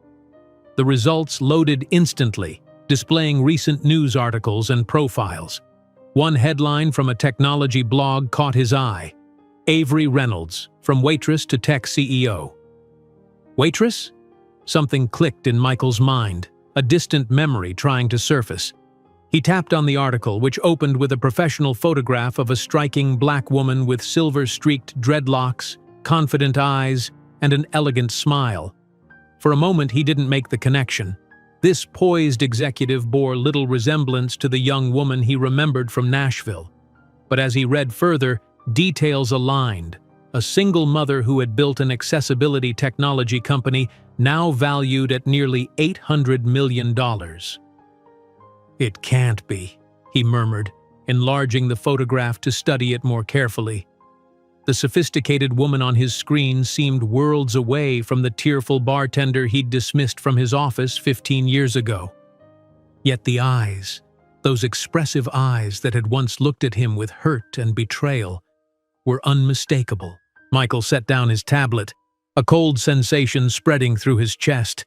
Avery Williams, now Reynolds apparently, was not only attending the forum tomorrow, but was listed as the keynote speaker. The girl he'd told would never amount to anything had built an empire nearly 7 times more valuable than Thornton Industries. He searched for more information, scanning articles about Reynolds Tech's innovative adaptive technologies. One photo stopped his scrolling, Avery accepting an innovation award, accompanied by a teenage boy identified as Isaiah Reynolds, the company's young programming prodigy. Michael enlarged the image, his breath catching. The boy, 14 or 15 by his estimation, had his mother's complexion but bore a startling resemblance to the Thornton men. The same jawline, the same penetrating gaze that Michael saw in his own mirror every morning. His son, the child he had rejected before birth, offering money to take care of the problem. Now apparently a technological genius helping drive his mother's success. Michael poured another scotch with an unsteady hand, his mind racing. Would she recognize him tomorrow? What would she say? Did the boy, Isaiah, know about him? In the living room of Avery's penthouse, she gave her presentation one final review before bed. Her purple Armani suit hung pressed and ready for morning, her notes were organized, and the demonstration was thoroughly tested. Everything was prepared for what would be one of the most significant appearances of her career. As she closed her laptop, her phone chimed with a notification. The Metropolitan Business Forum had sent an updated attendee list. Avery scrolled through it idly, noting potential partners and competitors who would be present. Her finger froze mid-scroll. Thornton, Michael, Executive Vice President, Thornton Industries. For a moment she couldn't breathe. The name on her screen, a name she had trained herself not to think about, sent a jolt through her system. Her first instinct was to check if Isaiah was nearby, but he had already retired to his room. Avery set down the phone and walked to the window, pressing her palm against the cool glass as she gazed at the city below. After 15 years, she would be in the same room as Michael Thornton. The man who had dismissed her as worthless would witness firsthand the empire she had built. She had imagined this moment occasionally over the years, a fantasy of vindication that had gradually lost its appeal as her success had become its own reward. Now that it might actually happen, she felt not the triumph she had once anticipated, but a calm certainty in her own worth. If they did encounter each other tomorrow, Michael would be forced to see the truth. The woman he had discarded as irrelevant had become one of the most influential voices in technology. The child he had rejected as a mixed-race bastard was now a prodigy whose innovations were reshaping an industry. Avery turned from the window, her reflection in the glass showing not the frightened young woman who had once left Thornton Industries in tears, but a confident CEO prepared to command a room of industry leaders. In their respective spaces that night, separated by just 20 Manhattan blocks, Avery and Michael prepared for sleep with very different emotions. She with quiet confidence in the life and company she had built. He with growing anxiety about the confrontation that might await. Avery checked on Isaiah one last time, finding him asleep surrounded by technical journals and tablet screens displaying code in multiple windows. Even in rest, his mind seemed to process information. She gently removed a tablet from his slack grip and pulled his blanket higher. Michael, meanwhile, lay awake in his hotel room, financial reports abandoned, scrolling through every article he could find about Avery Reynolds and Reynolds Tech. Each new discovery, her company's valuation, their groundbreaking patents, Isaiah's academic achievements, twisted the knife of his 15-year-old mistake. As dawn approached, both finally drifted to sleep, Avery peaceful in the knowledge of all she had accomplished, Michael restless with the recognition of all he had thrown away. That night, separated by just 20 blocks of Manhattan, neither could imagine how their lives would collide in the morning, when the past and present would intertwine in a public confrontation that would forever change the destiny of Thornton Industries and reveal the secret kept for 15 years. The morning sun streamed through the floor-to-ceiling windows of Avery's penthouse as she stood before the full-length mirror, adjusting the lapels of her deep purple Armani suit. The rich fabric contrasted beautifully with her silver-streaked dreads, arranged in an elegant updo. 15 years had transformed the tearful, desperate young woman from Nashville into this commanding presence, CEO, innovator, mother. Her reflection showed not just success, but vindication. "Ready?" Isaiah appeared in the doorway, already dressed in a charcoal suit that made him look older than his 14 years. "As I'll ever be," Avery replied, securing a simple pearl necklace, Eleanor's, her one concession to sentimentality on this pivotal day. Their car arrived at the Javits Center 30 minutes before Avery's keynote was scheduled to begin. The Metropolitan Business Forum had transformed the main exhibition hall into an impressive auditorium, company logos projected on massive screens, seating for 500 of the most influential executives and investors in the technology sector. "Ms. Reynolds, we're so honored to have you," gushed the event coordinator, leading them to the green room. "We've got a full house waiting." Across the venue, Michael Thornton showed his credentials at the registration desk, receiving a badge and program. He'd barely slept, rehearsing potential interactions with Avery in his mind throughout the night. Would she publicly acknowledge their past? Would she ignore him completely? His stomach churned with anxiety as he scanned the program once more. 9:30 a.m. Keynote address. Adaptive technology, the human-centered future. Avery Reynolds, CEO, Reynolds Tech. Michael found his assigned seat in the third row, perfectly positioned to witness Avery's triumph. He adjusted his tie nervously, glancing around at the gathering crowd of industry luminaries. 15 years ago, he'd sat at the pinnacle of privilege, heir to a family fortune, while dismissing Avery as irrelevant to his future. Now he sat in a crowd assembled to hear her wisdom. The lights dimmed precisely at 9:30. The forum's chairman approached the podium, tapping the microphone. Ladies and gentlemen, it is with great pleasure that we present our keynote speaker, Avery Reynolds, founder and CEO of Reynolds Tech, recently named Entrepreneur of the Year by Business America, and one of the 50 most influential women in technology. Michael froze in his seat as the introduction continued, listing accomplishments that each felt like an indictment of his past cruelty. The water glass in his hand trembled slightly as he raised it to his suddenly dry lips. The audience erupted in applause as Avery strode onto the stage with graceful confidence. The lighting caught the subtle shimmer of her suit, creating a momentary purple glow that seemed to emphasize her royalty in this domain. Her poised smile revealed nothing of the struggle that had preceded this moment. Michael's breath caught. This woman commanding the stage bore little physical resemblance to the young waitress he'd once known. Where that girl had been hesitant, this woman radiated absolute self-assurance. Where poverty had once left shadows under her eyes, success now gave her skin a luminous quality. Yet beneath these transformations, her eyes remained unchanged. The same expressive eyes that had once looked at him with hurt and betrayal, now surveying the crowd with calm authority. "Good morning," Avery began, her voice melodious yet firm through the sound system. "Thank you for that generous introduction." Michael sank lower in his seat, irrationally hoping she wouldn't notice him among the hundreds of faces. At the same time, a perverse part of him wanted recognition, acknowledgement that he had once been significant in her life. The Reynolds Tech journey began with a simple question. Avery continued, her voice commanding the rapt attention of every person in the room. How can we make technology truly universal, not just accessible to those with different abilities, but adaptively responsive to each user's unique needs? As she outlined the company's evolution, Michael calculated rapidly in his head.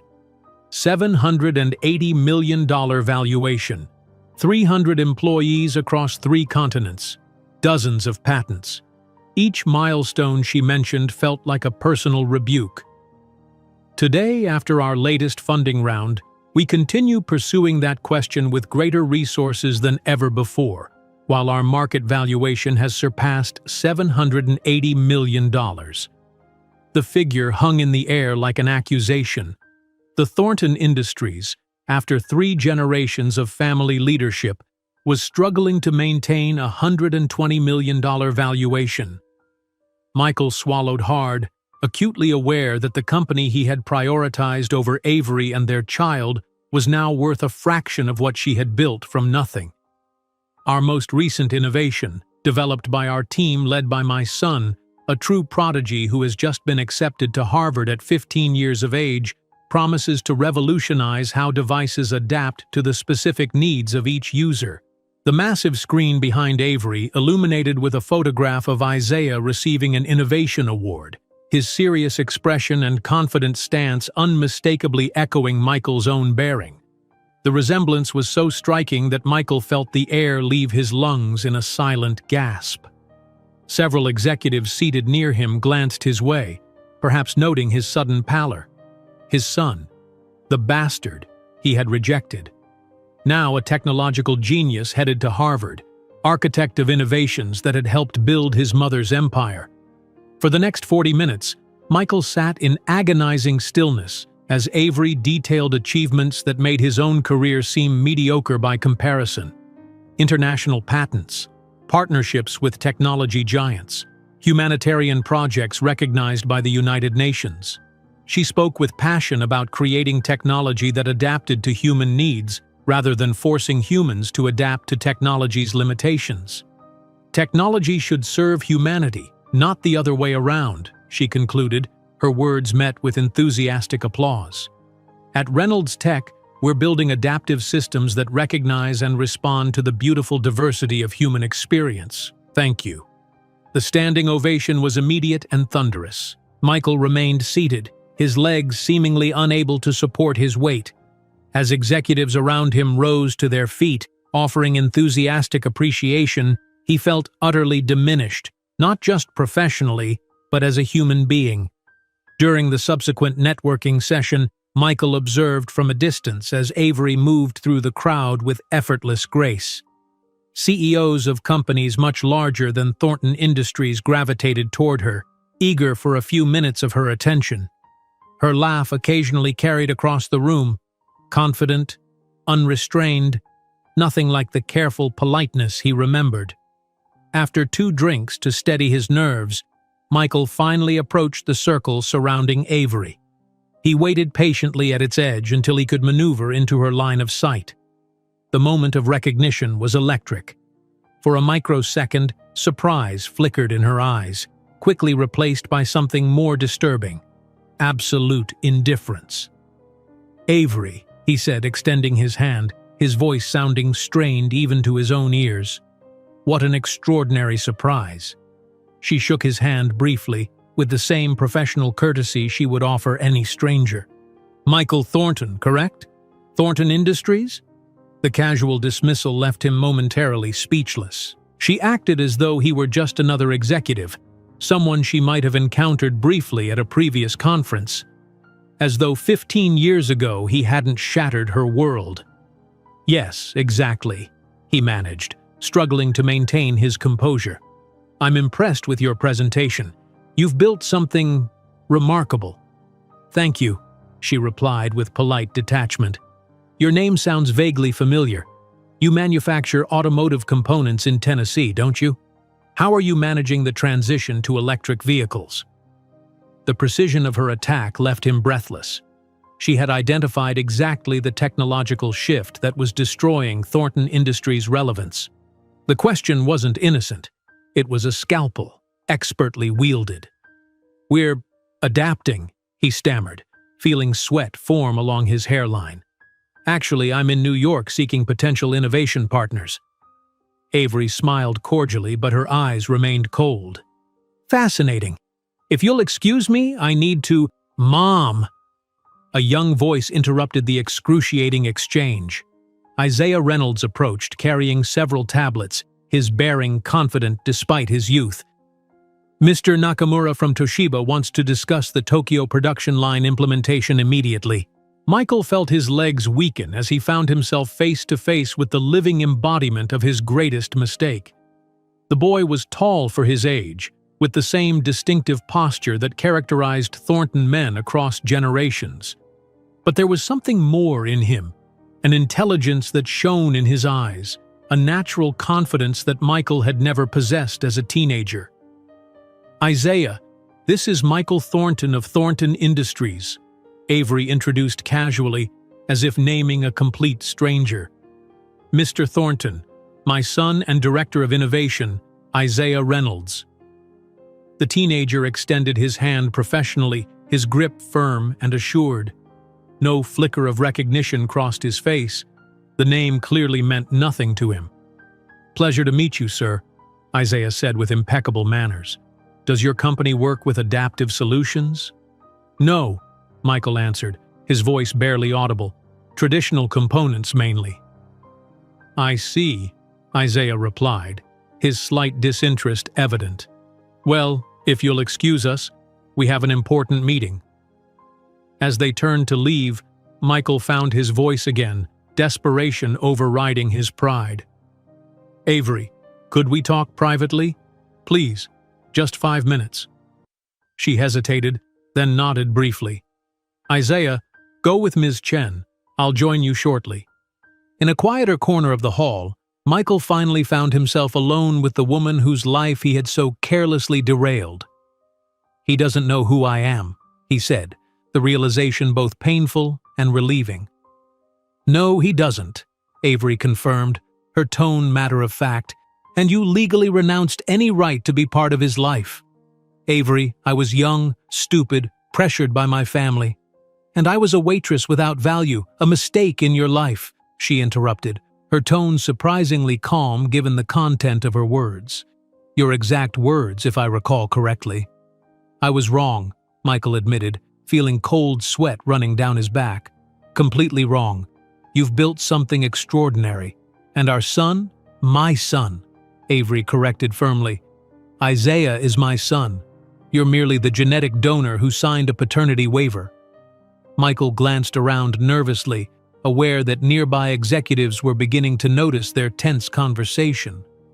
Could we meet after this event? Dinner, perhaps? I'd like to know him. Maybe explain what exactly? Avery's voice remained controlled, but her eyes hardened. That you treated me like garbage? That you told me I would never be anything? That you abandoned me pregnant with $10,000 and the demand that I abort your child? Each word made Michael shrink further into himself. He noticed several executives turning their heads, catching fragments of their exchange. How much is Thornton Industries worth currently, Michael? Avery asked softly, knowing the answer perfectly well. Your family still controls the majority of shares, doesn't it? About 120 million, he mumbled, acutely aware of his diminished status. Interesting, she said with a slight smile. My last valuation was 780 million, and Isaiah holds 25% of the company. Her smile widened fractionally. That mediocre waitress and the mixed-race bastard are worth 6 times more than your entire family dynasty. Delicious, isn't it? Jacob Chen, Reynolds Tech's CFO, approached at that moment. Sorry to interrupt, but we have that urgent situation to resolve, Avery. Of course, Jacob. Mr. Thornton was just leaving. She turned to go, then paused. Oh, and Michael? If you even think about approaching my son without my permission, I'll reveal every sordid detail of our past to the specialized press. Imagine how your conservative investors would react. As she walked away confidently, surrounded by her executive team, Michael realized that several people had witnessed the encounter. Whispers were already beginning to circulate. In panic, he attempted a casual smile, but understood that his relevance in this environment was virtually non-existent compared to hers. While he stood frozen in place, watching Avery effortlessly command the attention of everyone she encountered, Michael couldn't imagine that the brief interaction with Avery was just the beginning of his nightmare, or that a reporter from Tech Insider had observed enough of their tense exchange to begin unraveling the secret he had buried 15 years ago. Michael remained rooted to the spot as Avery disappeared into the crowd, her purple Armani suit creating a regal silhouette against the sea of conventional business attire. The confidence in her stride spoke volumes. This was her domain now, her empire, built from the ashes of his rejection. Several nearby executives were watching him with curious expressions, no doubt wondering about the tense exchange they had witnessed. Interesting conversation? A woman with a media badge pinned to her blazer appeared at his elbow. Cassandra Moore, Tech Insider. You seemed quite engrossed with Ms. Reynolds. Michael forced his features into a neutral expression. Just congratulating her on an impressive presentation, if you'll excuse me. He retreated to the nearest restroom, splashing cold water on his face. His reflection in the mirror looked haggard, eyes haunted with the realization of what he had discarded 15 years ago. Not just a relationship, but a son. A brilliant boy who might have carried the Thornton name with distinction. Instead, Isaiah bore another man's surname while carrying Michael's genetic legacy. When he emerged, the forum had shifted to breakout sessions. Michael found himself unable to focus on the panels about automotive innovation that had been his primary reason for attending. Instead, he kept scanning the crowd for glimpses of Avery or Isaiah, his mind replaying their brief interactions on endless loop. That evening, in his hotel room, Michael's phone vibrated with a notification. Tech Insider had published a short piece from the forum. Tense exchange between Reynolds Tech CEO and Southern manufacturing heir raises eyebrows. The brief article speculated about the apparently strained conversation between Avery Reynolds and Michael Thornton. noting their contrasting business trajectories and wondering about possible past connections. No concrete allegations, but enough to plant seeds of curiosity. By morning, 3 other industry blogs had picked up the story, each adding subtle embellishments. One mentioned that Thornton Industries was seeking investments to stay competitive. Another noted the striking resemblance between Isaiah Reynolds and certain members of the Thornton family, attributing it to interesting coincidence. Michael's flight back to Nashville felt interminable. When he finally reached Thornton Industries headquarters, his father was waiting in the executive conference room, the company's quarterly reports spread across the polished mahogany table. The elder Thornton's expression promised no warm welcome. "What the hell happened in New York?" Edward Thornton demanded without preamble. "Henderson called this morning to cancel our negotiation, said there were concerning rumors about the family's reputation." Michael loosened his tie, the room suddenly stifling. "It's complicated, Dad." "Simplify it," his father snapped. "What does Avery Reynolds have to do with you? The whole industry is buzzing about your confrontation." The blood drained from Michael's face. "How do you know about Avery?" Edward Thornton tossed a tablet across the table. On the screen was an email from Caroline Henderson, Michael's former fiancée, with a link to one of the speculative articles. Her message was brief. "Is this why you were so resistant to children? Were you hiding something all along?" "Start talking," his father demanded. "Now." The explanation emerged in halting fragments. The affair with a bartender 15 years ago, the pregnancy, the payoff, the signed documents. With each revelation, Edward Thornton's expression hardened further. "You paid her to get an abortion," he finally said, his voice dangerously quiet. "I gave her money to handle it however she wanted," Michael corrected weakly.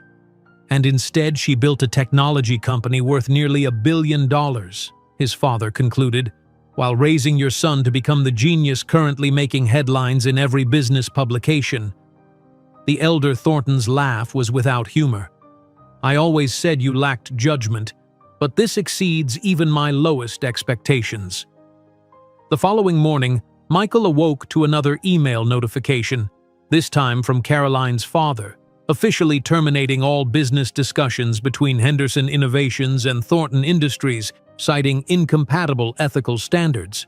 Before Michael could process this blow, his assistant knocked timidly on his office door. "Sir, there's a reporter from Business Chronicle asking for comment on a story they're running tomorrow. Something about a personal connection between you and Avery Reynolds." The situation deteriorated rapidly.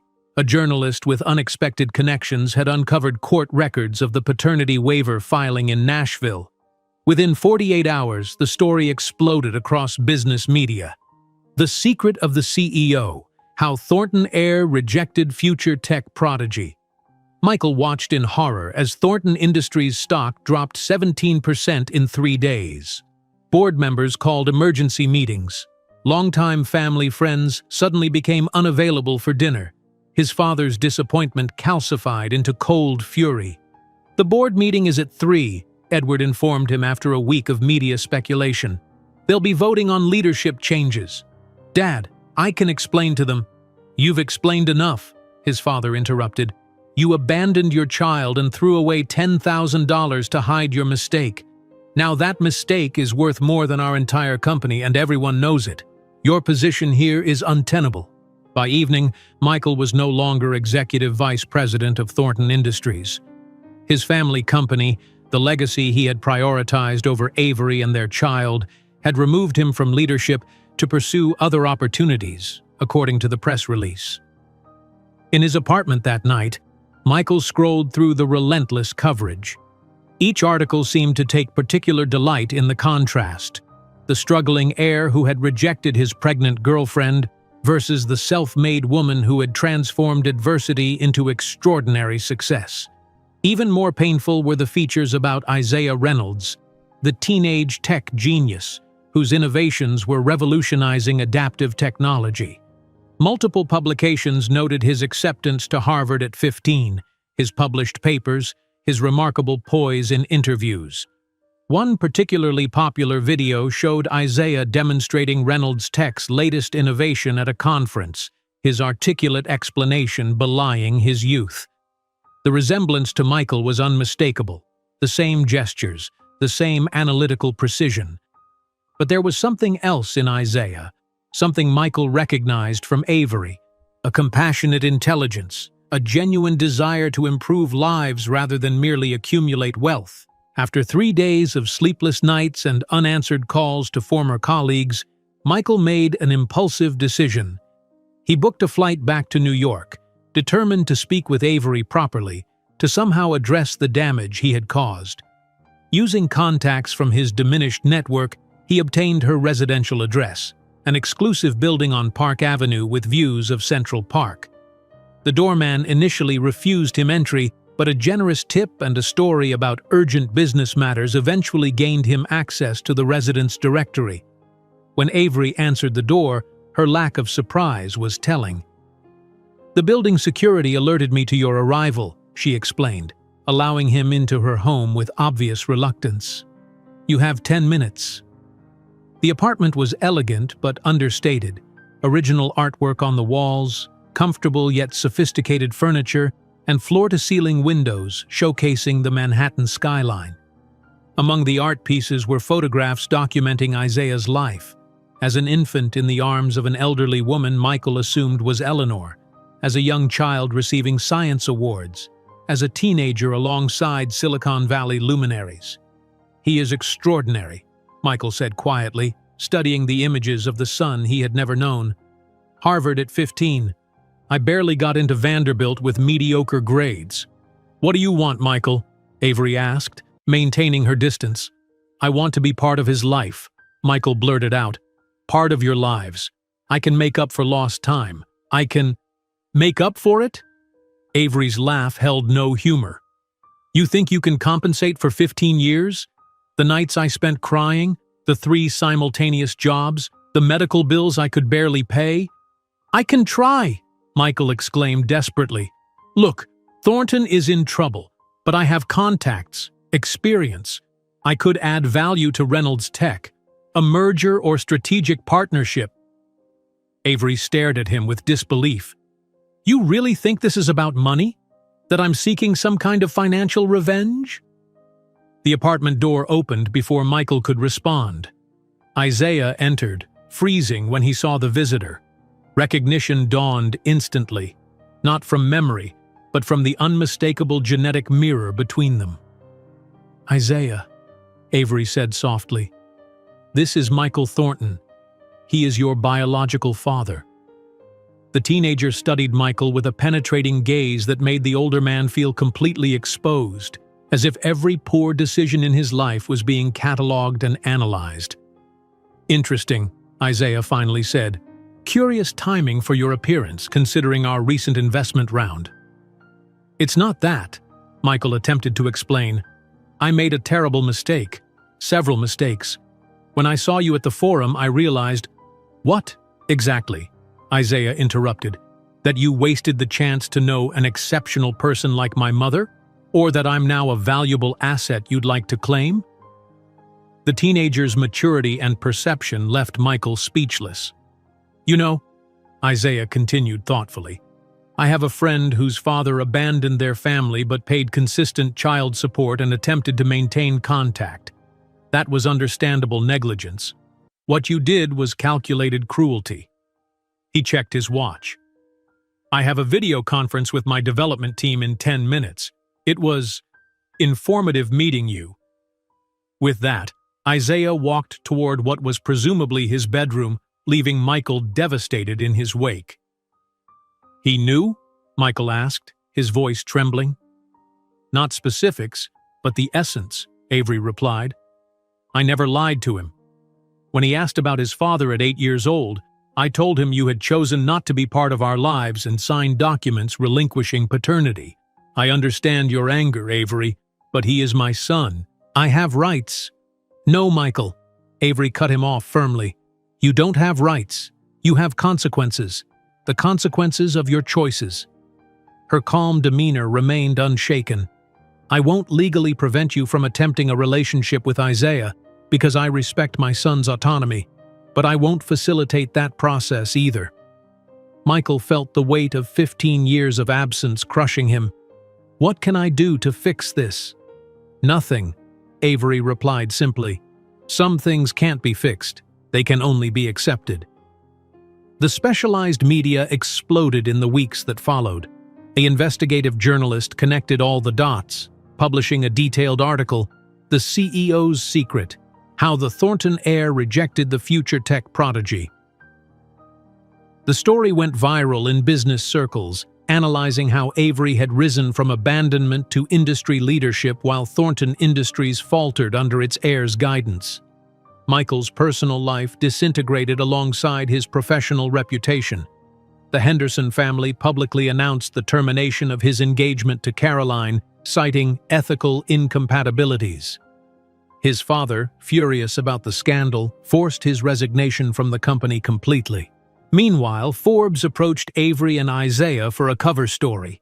"The Reynolds Dynasty: How Mother and Son Revolutionized Assistive Technology." The feature highlighted Avery's journey from poverty to commanding a nearly billion-dollar company, without mentioning Michael once. 3 months after the explosive meeting, Michael, now working as an independent consultant after his departure from the family business, received an envelope. Inside was a simple card with Isaiah's elegant handwriting. "After reflection, I've decided I would like to know you as a person, separate from the circumstances of my birth. Not from obligation or expectation, but from scientific curiosity about nature versus nurture. If this interests you, we could begin with monthly lunches. No agenda, no expectations of a paternal relationship. Just 2 people sharing perspectives. IR." That same day, Michael received a succinct email from Avery. "Isaiah made this decision independently. I'll respect his choice, but will remain vigilant. He doesn't need a father now. He needed one 15 years ago. If you're seeking redemption, understand it won't come from us. Any relationship you develop will be on his terms, not yours. Not from vengeance, but because he deserves this power of choice that you tried to take from us years ago."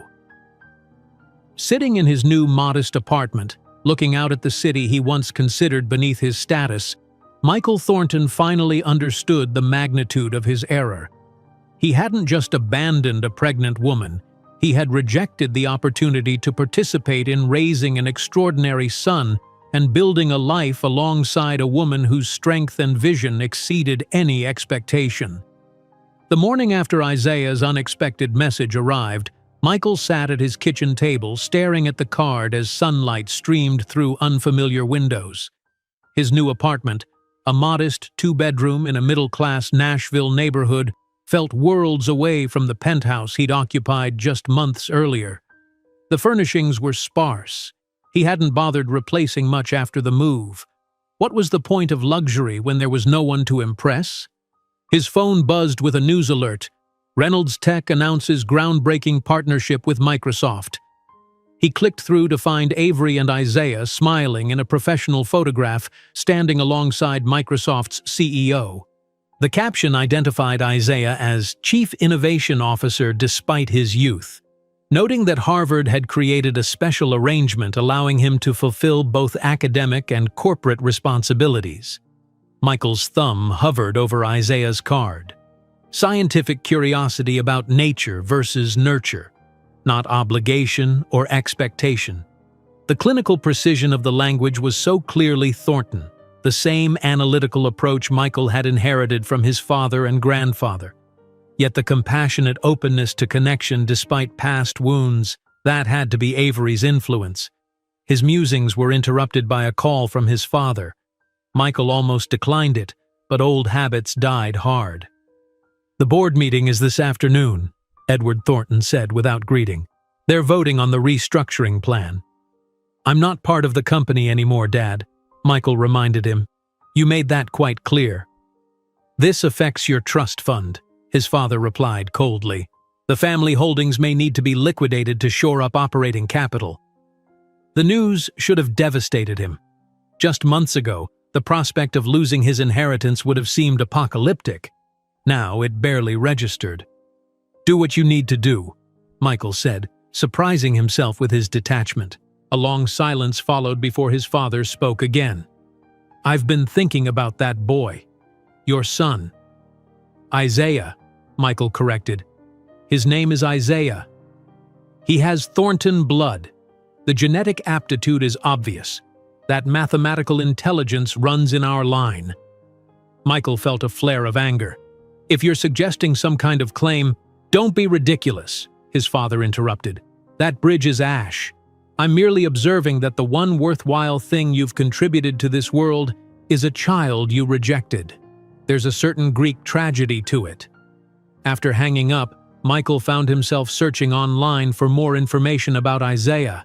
The results revealed a staggering list of accomplishments: published papers in peer-reviewed journals, patents registered when he was just 12, speaking engagements at international technology conferences. In every photograph, the resemblance to the Thornton men was unmistakable, yet Isaiah's expression held something Michael had never seen in family portraits: genuine purpose. The media frenzy continued unabated. Each day brought new analyses of the Thornton-Reynolds saga, as business publications had dubbed it. One outlet published side-by-side timelines. Avery's meteoric rise contrasted with Thornton Industries' steady decline. Another ran a feature examining how Reynolds Tech's focus on accessibility and adaptive technology represented a value system diametrically opposed to the traditional manufacturing ethos of Thornton Industries. What stung most were the character assessments. Commentators dissected Michael's behavior 15 years ago as emblematic of privileged entitlement, contrasting it with Avery's perseverance against overwhelming odds. One particularly devastating analysis in Harvard Business Review suggested the story represented a paradigm shift in American business culture, from inherited privilege to earned merit, from extraction to creation. Michael's response to Isaiah sat unwritten for 3 days. What could he possibly say that wouldn't sound self-serving or pathetic? Finally, he settled on simple truth. "I would be honored to meet on your terms. You owe me nothing, but I owe you everything I can offer, even if that's just honest answers to whatever questions you might have." Michael Thornton. The first meeting was set for the following month at a neutral location, a quiet restaurant in Midtown Manhattan, selected by Isaiah. Michael arrived 30 minutes early, his stomach twisted with anxiety. He'd changed his shirt twice before leaving his hotel, absurdly concerned with making a good impression on a teenager he had no right to impress. Isaiah arrived precisely on time, alone. He wore a simple but impeccably tailored navy suit that made him look older than his 15 years. His composed demeanor as he navigated to the table reminded Michael painfully of his own father in business settings: economy of movement, observant eyes, confidence without swagger. "Mr. Thornton," Isaiah greeted him with a formal handshake. "Thank you for suggesting this," Michael replied, trying to mask his nervousness. "And please, call me Michael." Their conversation began awkwardly, with careful navigation around the enormous emotional chasm between them. Isaiah asked pointed questions about the Thornton family medical history, clearly compiling data for his nature versus nurture analysis.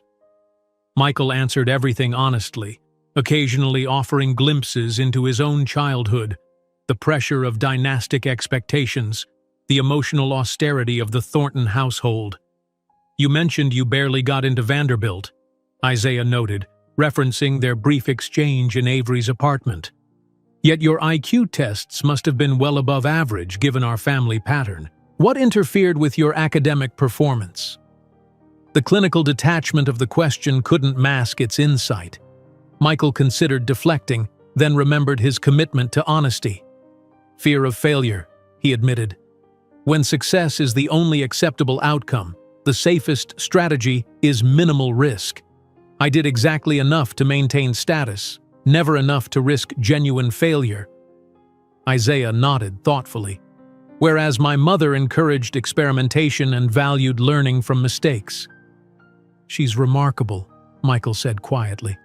I didn't see it then. No, Isaiah agreed, his gaze direct. You didn't. As their lunch concluded, Isaiah stood to leave, then hesitated. I have a question that's not related to genetic inheritance. Anything, Michael promised. Did you ever think about me? Before the business forum, I mean? Did you ever wonder who I might have become? The question pierced Michael like a physical blow. The truth was shameful, but he had promised honesty. Not often enough, he admitted. I compartmentalized you out of existence. It was easier than confronting what I'd done. Isaiah absorbed this with remarkable composure. Thank you for your candor. Same time next month? While Isaiah navigated this complex new relationship, Avery faced her own emotional reckoning. The Forbes cover story hit newsstands worldwide, positioning the Reynolds dynasty as the future of ethical technology development. The 8-page feature detailed their journey from poverty to industry leadership, celebrating their focus on creating technology that served overlooked populations. The morning the issue was published, Avery found herself unexpectedly emotional. Sophia Zhang called to congratulate her, only to find Avery fighting tears. What's wrong? Sophia asked, concerned. This is everything you've worked for. That's just it, Avery replied. I kept telling myself I was building this for Isaiah to prove Michael wrong. But somewhere along the way it became about something larger, creating technology that actually helps people, that sees those society overlooks. That's why you succeeded, Sophia observed. Revenge is a powerful starter fuel, but purpose is what sustains. When Isaiah returned from his lunch with Michael, Avery was waiting in their living room, trying to appear casual despite her anxiety. How was it? She asked carefully. Informative, Isaiah replied, his default assessment for new experiences. He appears genuinely remorseful, though that's statistically expected given the public relations disaster he's experiencing. Avery smiled despite herself. Only her son would analyze emotional interactions with such scientific detachment. And how do you feel about it? She pressed gently. Isaiah considered this with characteristic thoroughness. I'm processing multiple conflicting responses. Intellectually, I'm fascinated by the genetic similarities. We share certain cognitive patterns and mannerisms. Emotionally, he paused, showing rare uncertainty. I don't know what I want from him, if anything, but I want the choice to be mine. It is, Avery assured him, pulling him into a hug. It absolutely is. The following weeks brought unexpected developments. A major investment firm approached Thornton Industries with a hostile takeover bid, capitalizing on its weakened market position. The business media covered the potential acquisition with barely disguised glee, noting that the firm planned to dismantle the company and sell its divisions piecemeal. Michael, despite his formal separation from the company, found himself devastated by the prospect. 3 generations of family history, a manufacturing legacy that had once employed thousands, reduced to corporate scrap. In desperation, he reached out to former contacts, seeking alternative investors who might preserve some portion of the company's operations. During their second monthly lunch, Isaiah noticed Michael's distraction. You're concerned about Thornton Industries, he observed. Michael nodded, seeing no point in denial. 163 years of history about to be erased. The Adaptive Interface Division has potential, Isaiah remarked casually. Your team's approach to vehicular control systems for disabled drivers is conceptually sound, though the implementation is outdated. Michael looked up sharply. You've researched our products? Due diligence, Isaiah replied with a slight shrug. I was curious about my genetic heritage's business focus. Later that evening, Isaiah approached Avery in her home office. I've been analyzing Thornton Industries' technical assets, he began without preamble. Avery set down her tablet. For what purpose? Their Adaptive Vehicle Controls division has complementary technology to our mobility interface systems. With proper integration and modernization, It could expand our market reach into transportation accessibility. Avery studied her son carefully. Are you suggesting we acquire part of Thornton Industries? A strategic asset acquisition would be logical, Isaiah replied, his tone deliberately neutral. From a purely business perspective, Avery wasn't fooled by his clinical framing. And from a personal perspective, Isaiah hesitated. It would preserve something of value from that legacy while transforming it into something better, something that actually helps people. The symbolism wasn't lost on Avery. I'll have Jacob run the numbers, she promised. 2 weeks later, Reynolds Tech announced a targeted acquisition of Thornton Industries' Adaptive Controls division, outbidding the corporate raiders for that specific unit. Business analysts noted the strategic fit with Reynolds Tech's accessibility focus, praising the move as both financially sound and mission-aligned. For Michael, the news arrived via text message from Isaiah. We're preserving what had potential and transforming it into something worthy. Perhaps there's a metaphor there. 6 months after their first confrontation at the Metropolitan Business Forum, Avery stood on the terrace of her Manhattan apartment, watching the sunset paint the city skyline in shades of amber and gold. Isaiah joined her, tablet in hand as always, but set it aside to enjoy the view. "Worth it?" he asked, echoing a question she often posed during their late-night conversations about business decisions. Avery understood he wasn't asking about the recent acquisition, but about the entire 15-year journey that had brought them here. "Every second," she replied, wrapping an arm around his shoulders. "Every tear, every moment of doubt. We built something extraordinary together, my son. Something that no one can ever take from us." In the distance, the Reynolds Tech logo illuminated on their Chelsea headquarters, visible even from this distance. The sign represented not a vendetta against Michael, but a testament to what determination, intelligence, and the unwavering love for her child had accomplished against impossible odds. "We're just getting started," Isaiah said, his expression reflecting the same quiet determination that had carried Avery through her darkest moments. She smiled, embracing her son, her greatest triumph, her greatest joy. On the horizon, the city lights glittered like stars within reach, not unlike the dreams Avery had transformed into reality, against all probabilities, with nothing but determination, intelligence, and the unshakable love for her son. If you enjoyed today's video, I'm sure you'll love the next one. Don't waste time. Just click on the screen.